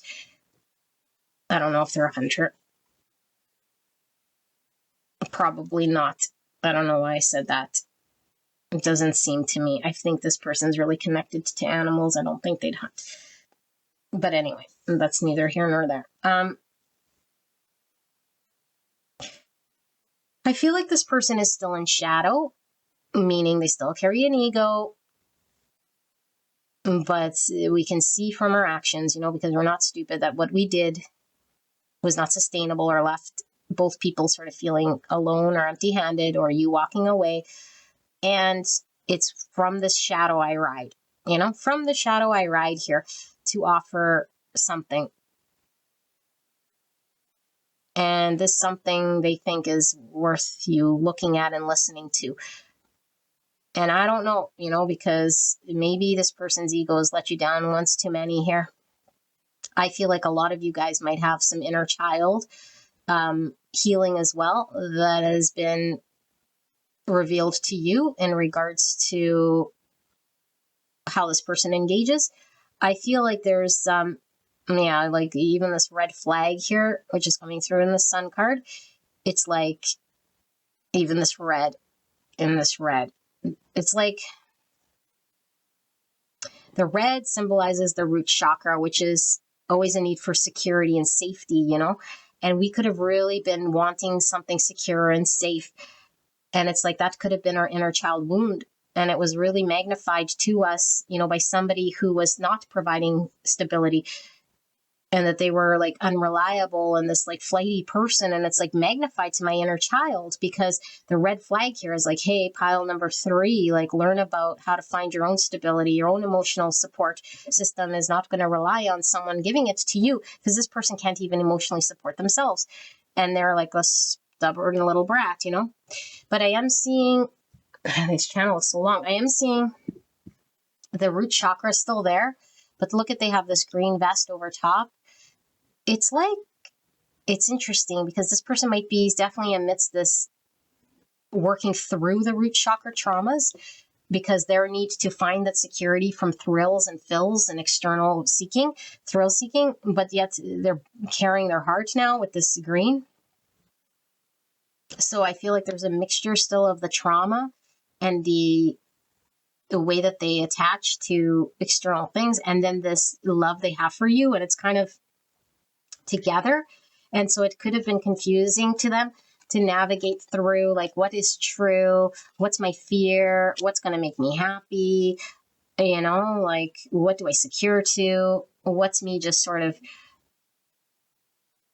you know, like, what's truly me, can I be relied upon? Like, I feel this person was irresponsible, unreliable, you know, but to themselves it was like, I don't know. And like I said, they were doing it with some sort of like vanity and some sort of like arrogance and some sort of like immature energy. And it rubbed you the wrong way here. Anyway, this is what I have, pile number 3. I hope this helped you guys. I love you guys very much. And yeah, I'll see you guys at the next one. All right. Bye-bye. Hello, gorgeous angels. Pile number 4, final group. Tarot of Sacred Kingdoms. Beautiful. So what are we looking at? We're going to take a look at person on your mind. Okay, hopefully it's the person you came here about and not your own energy. That's why I always look in the box. Make sure I got all the cards. And what it is that this person would say to you if they were to take a truth serum and be completely open and honest and communicate their feels and what they're thinking about you and this connection. Okay, so we'll ask Spirit for a clear and concise message from pile number 4's person they came here about. If they were to be completely honest and communicate to pile 4 their feelings, what would they say about their feelings and their thoughts? Thank you, spirits. Please protect me and the viewer as I channel this message for the greatest and highest good of pile number 4. Thank you so much, pile 4, for allowing me to tap into your energy, the energy around you at this time. I'm so blessed to be here doing your reading. You guys are all very safe and welcome in this space with me today. Spirits, clear and concise message. Pile 4's person, what would they say? Thank you so much for this message.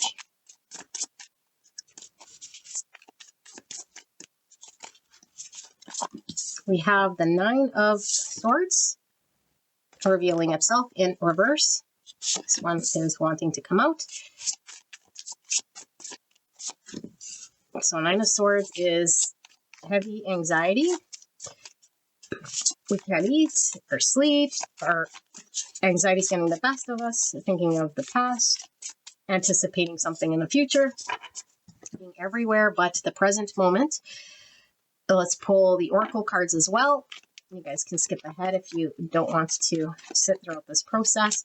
Clear and concise message for beautiful pile number 4, Spirit, in regards to the person they came here about, feeling that one, and what they would say to pile 4 regarding how they're truly feeling and thinking about pile 4 and this connection.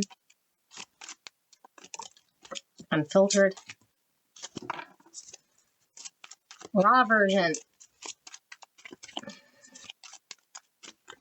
edited only for YouTube, maybe.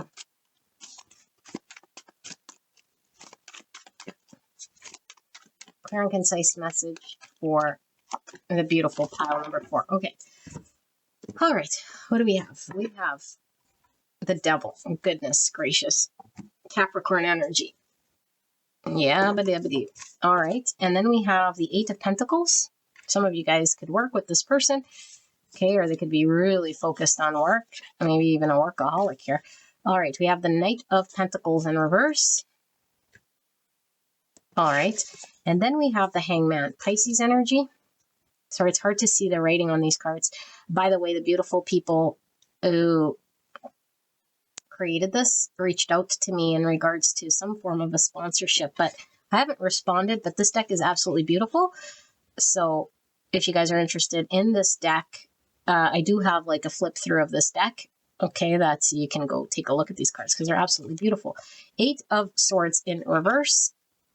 2 8s, so 88's a master number. A higher calling that is grounded in self-awareness.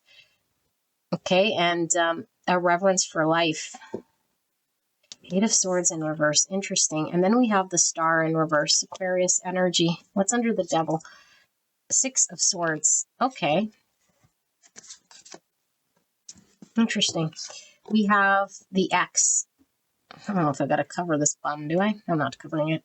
Going to be a rebel. So 4 is the card of the Emperor. Okay, so we have some divine masculine energy, some Aries, some Scorpio. It says character, ego level, the X. Ex-husband, ex-wife, ex-spouse, ex-lover, ex-flirt, ex-partner, ex-companion. Type 4, the individualist emotional center between lack and abundance.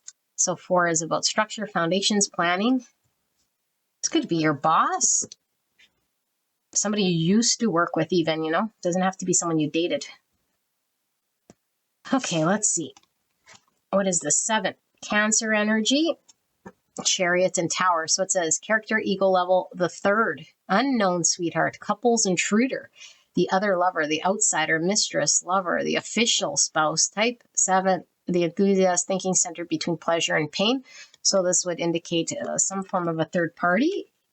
Okay, but it could just be third energy, like work is the other factor. Something here. Let's keep going. 57 and 3. So 3 is Empress energy right by this Emperor. So we have divine masculine, divine feminine. Okay.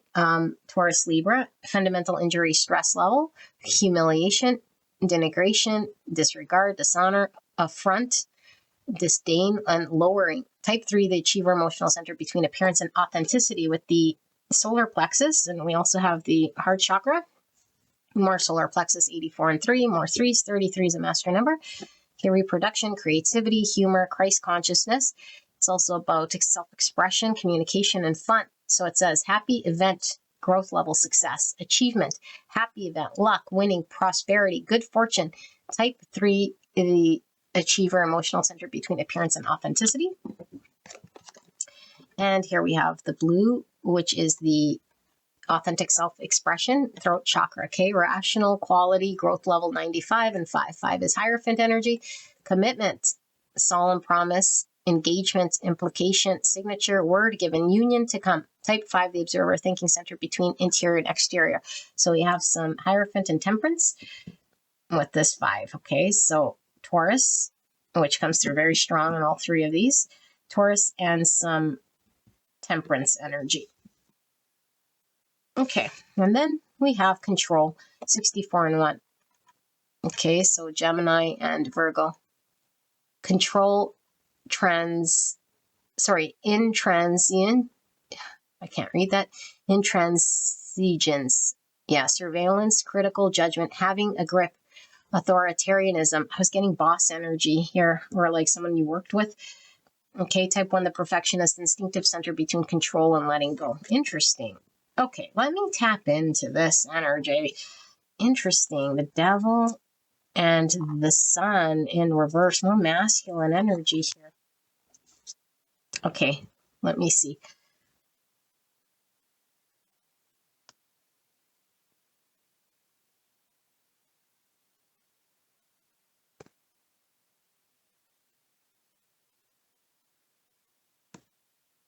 I need more. Page of Wands. Hierophant, which you're feeling from this card. Okay. Okay. I'm kind of not getting it so much, but let me start to channel. If it's not clear, we might do another round of tarot here, okay? So the person you're dealing with, I think, to like apply what applies to your situation, but there are specifics, okay? You definitely could have worked with this person, or it could be a metaphor, because I am feeling like a boss type energy. So it could have been like a husband or a boss, or I don't know, maybe they thought they had some sort of power over you, like a control, like, how the husband is going to control the wife in some sort of stereotypical way, something like this. Okay, now, of course, there's no truth to this thing, but this sort of a construct of a belief. Okay, there's something here about something that is very controlling, but it could be very destructive here. And the good energy that I'm picking up is like, there's a massive shift here, okay? And I feel like this shift has been in the area of this person maybe working to free themselves from what wasn't working, and maybe what was toxic, or maybe what was damaging to this connection. Now we do see X. And so did you leave this person? Or is there a lot of fear in you getting away? There could be so much fear. So much, because normally when I read Nine of Swords, I always read it as sort of being liberated of this. But now, scratch the good news. I don't feel good news here so much, especially with the devil here. Sorry, guys, I'm still reading through this, and when it becomes clear, it's become clear. But the Hangman is in the upright. This person is working through. Okay, so there is some positive. This person is working through. Definitely challenge, but it's very heavy and is very challenged. And you'll know. Yeah, and the Sun reverse. Okay, thank you, spirits. Sorry. So this person has a need for control. And the reason they have a need for control here is because they feel safer. And so whatever they're experiencing with you or have experienced with you, there is this fear that runs within this person that they could lose you or lose out on what they really truly want. And what this person really truly wants is to experience you, but under their own sort of terms, because that would be comfortable to this person. So I feel like this person has not yet moved the ball forward towards like a commitment or like a solid offer of something stable or like official. Okay, and so I feel like you felt outside. Like I don't know necessarily that there was another person. I don't feel that, even though I was saying maybe there was like a third party, but I feel like it's the third energy, like it's the control getting in the way, or the devil, like the way that this person is. And it's like, for some of you guys to know who this is, but not for all of you guys, it could be really focused on work, or really committed to their craft or something.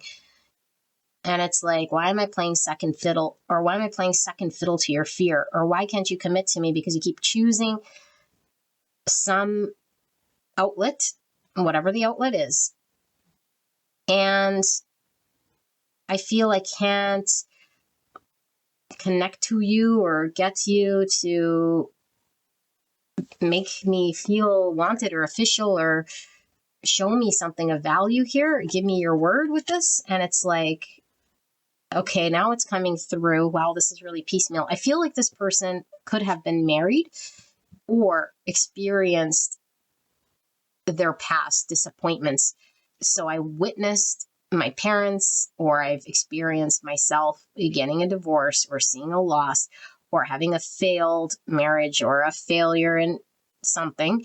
And so I've told myself that I wouldn't, I couldn't, it won't. And so I focused on either work or some other thing, or told myself something. And so here you are, this secret to everyone, it's like I was in denial or lied to myself about who you are or what you mean to me.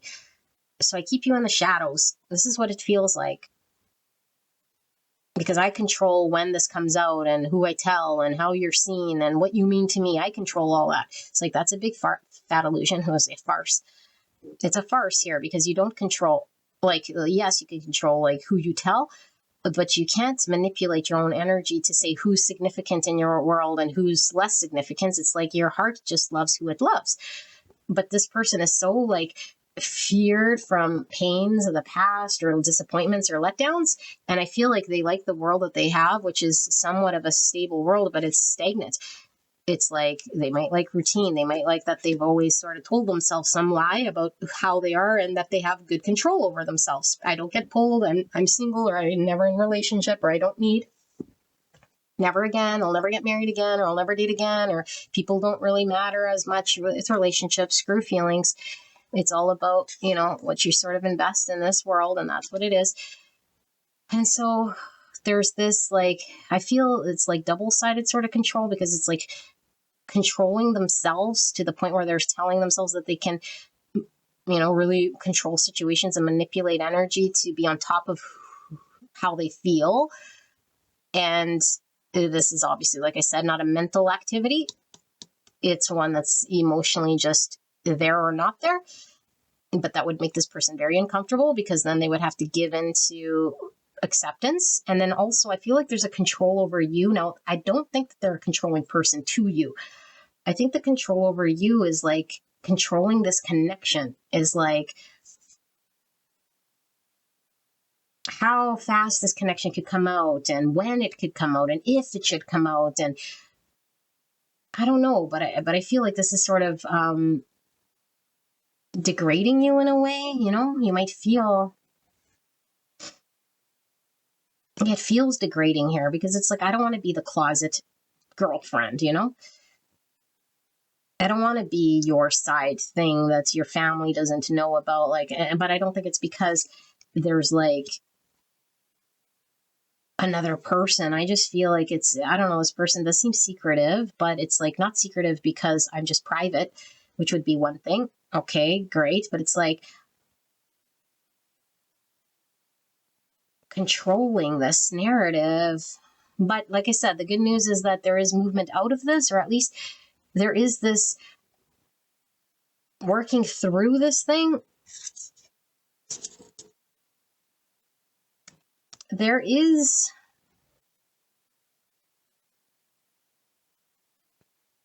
I don't know, I can't put my finger on it, you guys. I know that this connection has felt very stuck, especially I feel like maybe in the past. I feel like there is new understandings that this person is slowly seeing. They still don't see the full picture yet. I think it's been very slow, lots of ups and downs, lots of need to accept certain things, lots of work, lots of patience on your part. This person's past experiences are very real to this person, are really driving how they engage in this connection. They have some understanding of what's acceptable of them and what might be seen by other people as too soon, or too, like, let's say if they lost a spouse, it's like, it's too soon to date, or like they were married twice. It's like, what, again? Like, no, don't date again, so you'll forever be single. Or like, everyone knew me as like the single person who never got involved, and now it's like, that's the person that I am. But to this is throwing me off. I am getting kind of a 6 wands, which is ego, but I don't know, success, like, do they measure success differently? Like how much they work, or how committed they are to that illusion of the story of the Hierophant? Kind of, the Hierophant is like their way of living or their belief system structure. So if I said I was single or wouldn't date again, or this thing is like, that's the hierarchy that I'm successful with, but it's just like an egoic construct here. And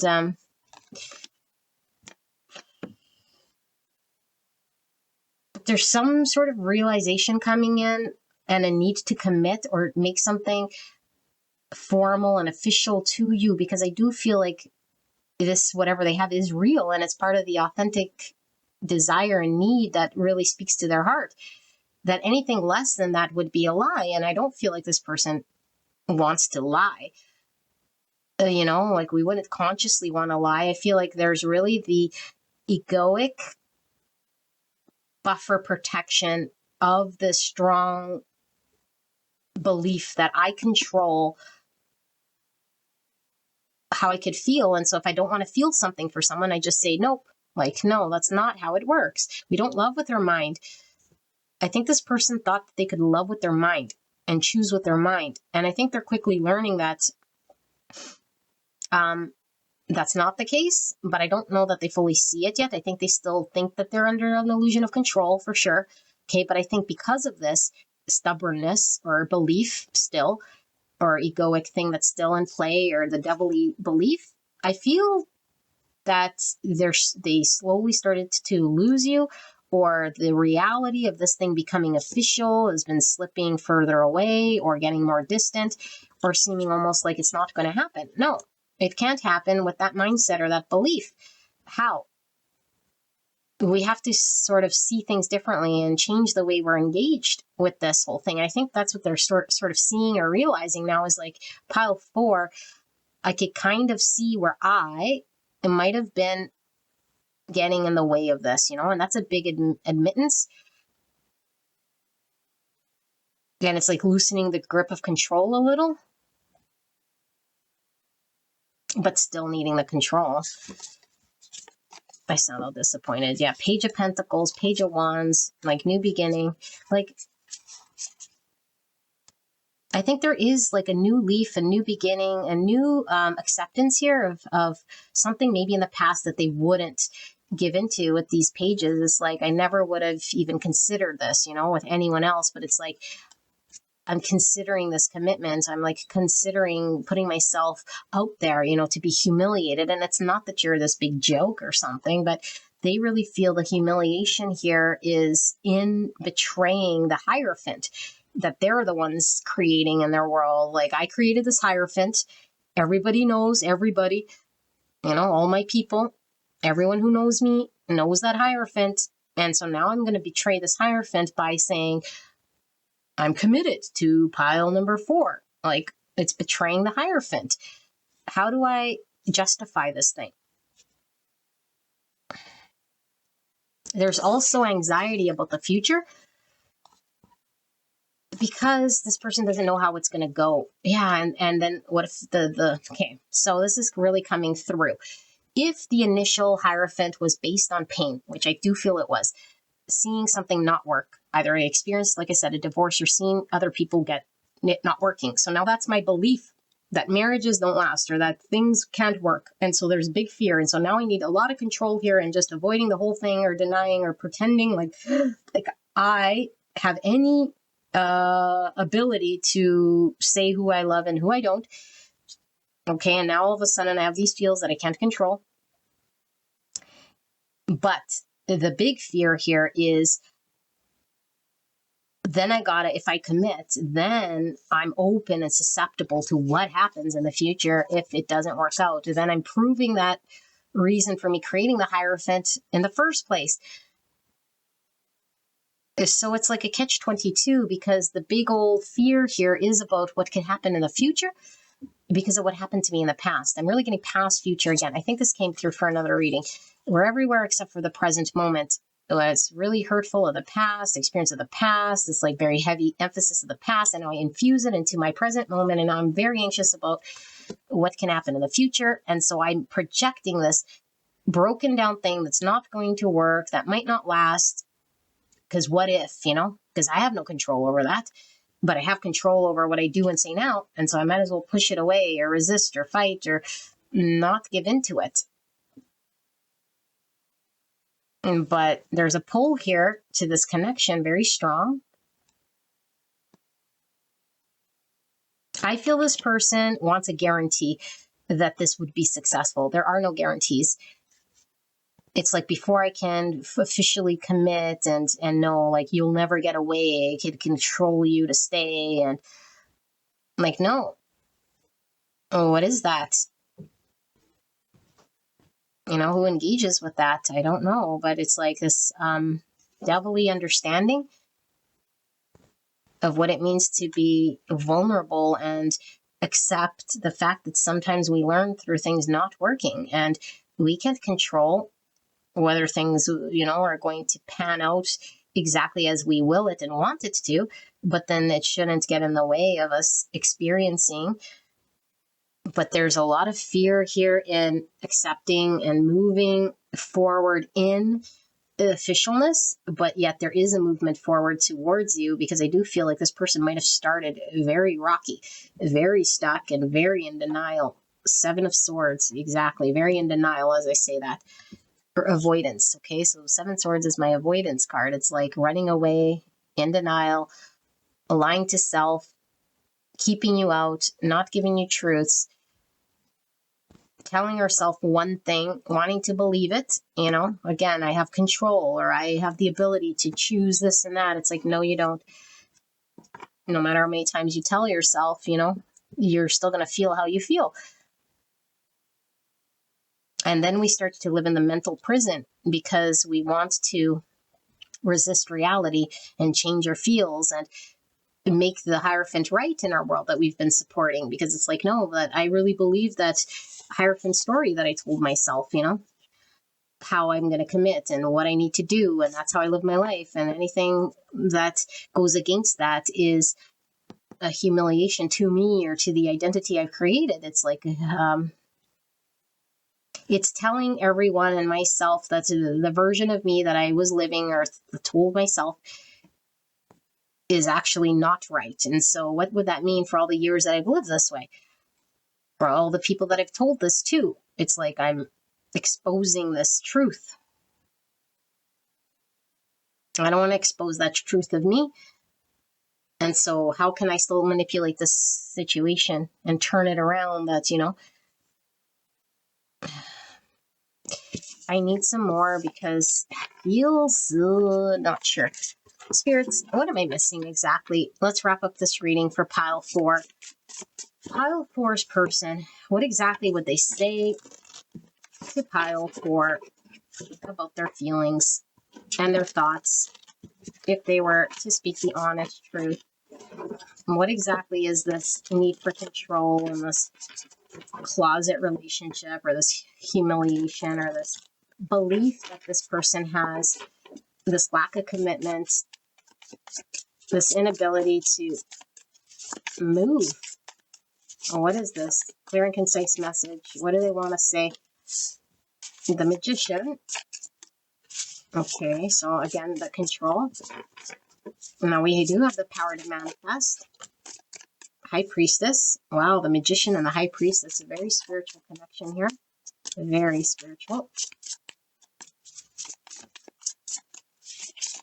What do they want to say? The 3 of Cups. Why is the Magician here? Virgo, Gemini, Pisces.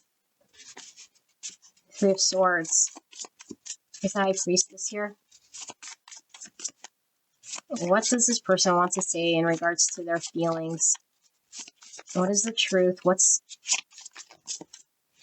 going on here with this person? 2 of Pentacles in reverse, and then this 3 of Cups. Why is 3 Cups here? 6 of Cups in reverse, and then Page of Cups in reverse. King of Swords, which is Gemini, Libra, Aquarius, and 2 of Cups in reverse. Okay, so remember I said this third energy, 3 Cups, okay? I don't feel there's third party here at all. You're competing, okay? Competing with this third energy of the pain body with the 3 Swords. You're competing with their past, the dead spouse, the past relationship, or the Hierophant world that they create or told the people of who they are, their past identity. Okay, so the past person, place, or thing that's created this person's beliefs is still very much alive in this person's world. and how they engage with you.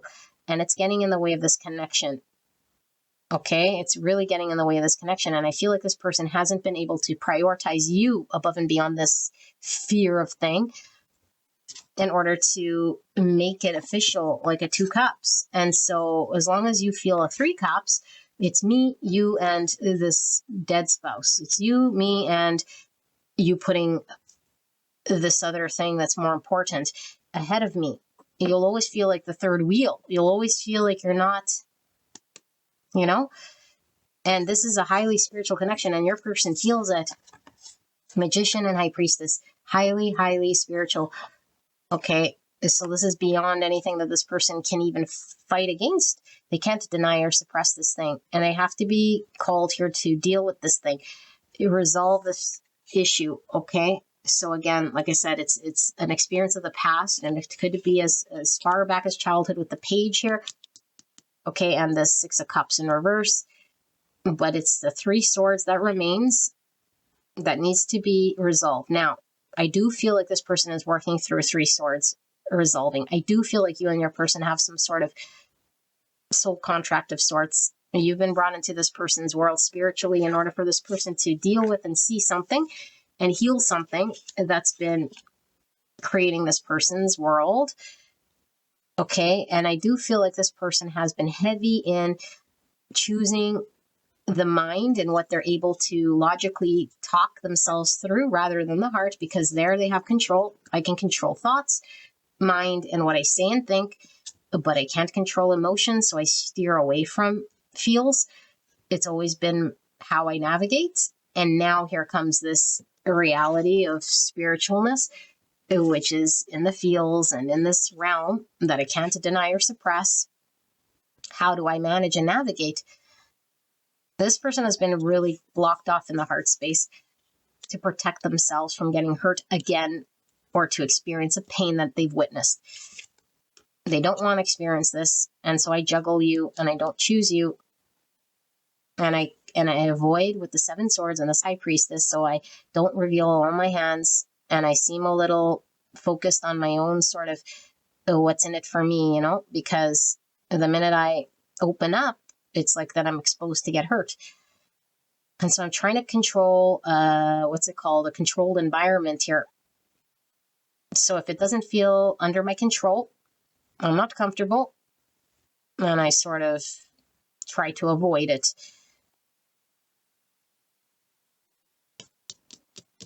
But you can't love with the mind, and it's all way too logical. But this is why I can't 2 cups with you, and this is why you feel like you're competing for me or my affection or my love, or why you feel like I can't get too deep with you and I sort of keep you at this friend level or this thing. And it's not you. It's like I can't get too deep with people in general here because of the fact that this pain is still raw. I feel this person would say that they feel like, because for a lot of you, they experience this heartbreak and feel it's their fault. And so, I mean, it could be a child that witnessed still the parent and still think it was because I was bad, or like I got this thing that I'm carrying, But for some of you guys, it's like they actually literally experienced like this marriage that didn't work. And they're carrying that humiliation of like, I failed. But like if it didn't work, and it doesn't have to be a legal marriage, but like a long-term relationship, it didn't work. And so I'm carrying the brunt of why it didn't work. And so I must suck at relationship, and it won't work for me because I'm unlovable, or how I am is too much for someone, or people are incapable of loving me in a way, or like, so I just shy away from it or tell myself that what is love anyway, but just, I don't know. I talk it away. I think it away. I pray away the gay, like I always say. I eat hay anyway. Wheel of Fortune. So this person is divinely guided. Okay? They're being called to deal with this. They have a major soul recognition in regards to you sparking this person's awakening towards resolving this inability to share love, give. Some of you guys, this is a same sex, but there's just too much pain right here that this person has experienced that's created this need for protection. And I still don't feel over. Spirit, what's this pile 4 that needs to know? Anything that needs to come through here for pile 4. Guidance, advice, or anything further for pile 4. Anything that they are still asking about the situation. I still feel there's more. 4 of Swords. 9 of Cups in reverse.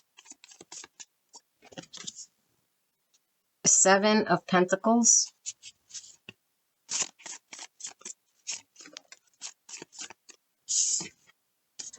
What is that? 4 of Cups in reverse. So 2 4s. 44 is a master number. Integrity is a foundation. Treating the earth as home and a temple. Manifestation, leadership. 9 of Wands. So 2 9s. 2 4s. You might be seeing 4499 as an angel number. Okay, 99.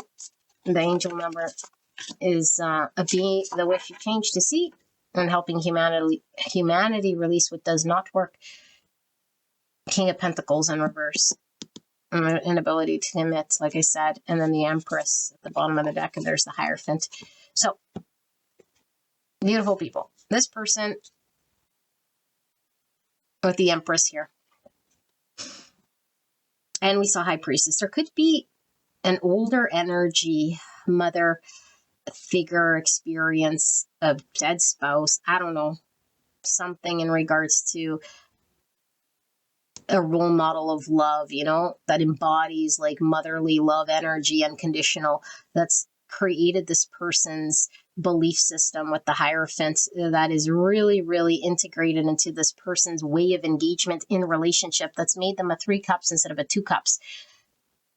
They got to undo this, and it's a process. It's a healing process that they're underway right now, okay? So they are underway. I feel like a lot of you guys feel like you've invested in this person. You're showing a level of endurance, dedication, commitment, investing in this garden, and there's been nothing really produced because this person still has yet to make things official or commit, and they haven't been there solidly promising anything reliable or steady or give you their word or what's the future going to make of this thing. Did I tell you guys 9 of Wands? I don't think I said 9 of Wands. There's a 9 of Wands here in reverse, okay? So what Spirit is talking about here is you experiencing rejection. Okay, clearly if this person is not choosing or making feel like a third thing, we feel rejected. They don't take the cup, but they're feeling 4 cups themselves, focused on the things that will not work in the future, feeling rejected themselves, creating the rejection themselves. So this feels a lot like unrequited love, you know, but it's like putting ourselves there. They're putting themselves there out of choosing the Hierophant, and you're feeling rejected and not loved by this person. And it's like, how much longer do I invest in this person or this situation that doesn't seem to be committing to me or seem solid or have any promise of future stability? Spirit is saying there's a lot of emotional dissatisfaction you're experiencing, but that this person is also experiencing, to the point where this person is learning to surrender. I feel like this person is in the process of surrender, is in the process of healing, is in the process here of resolving this thing, because this person cannot continue in this way because this person does feel like they're losing you or losing hope. And there's a highly spiritual thing here that this person is being called to look at, which I feel they're looking at. It's all about giving and receiving love from a place of unconditional love, not from the mind, resolving this mother wound or this experience that's made them feel like they can't give and receive love or deal with this feminine energy, older energy, I don't know, mother, sister, sibling, past lover of a different time and place, you know, that's created this thing that needs to be undone. That's what this person is working through. And I think you want recognition, you know?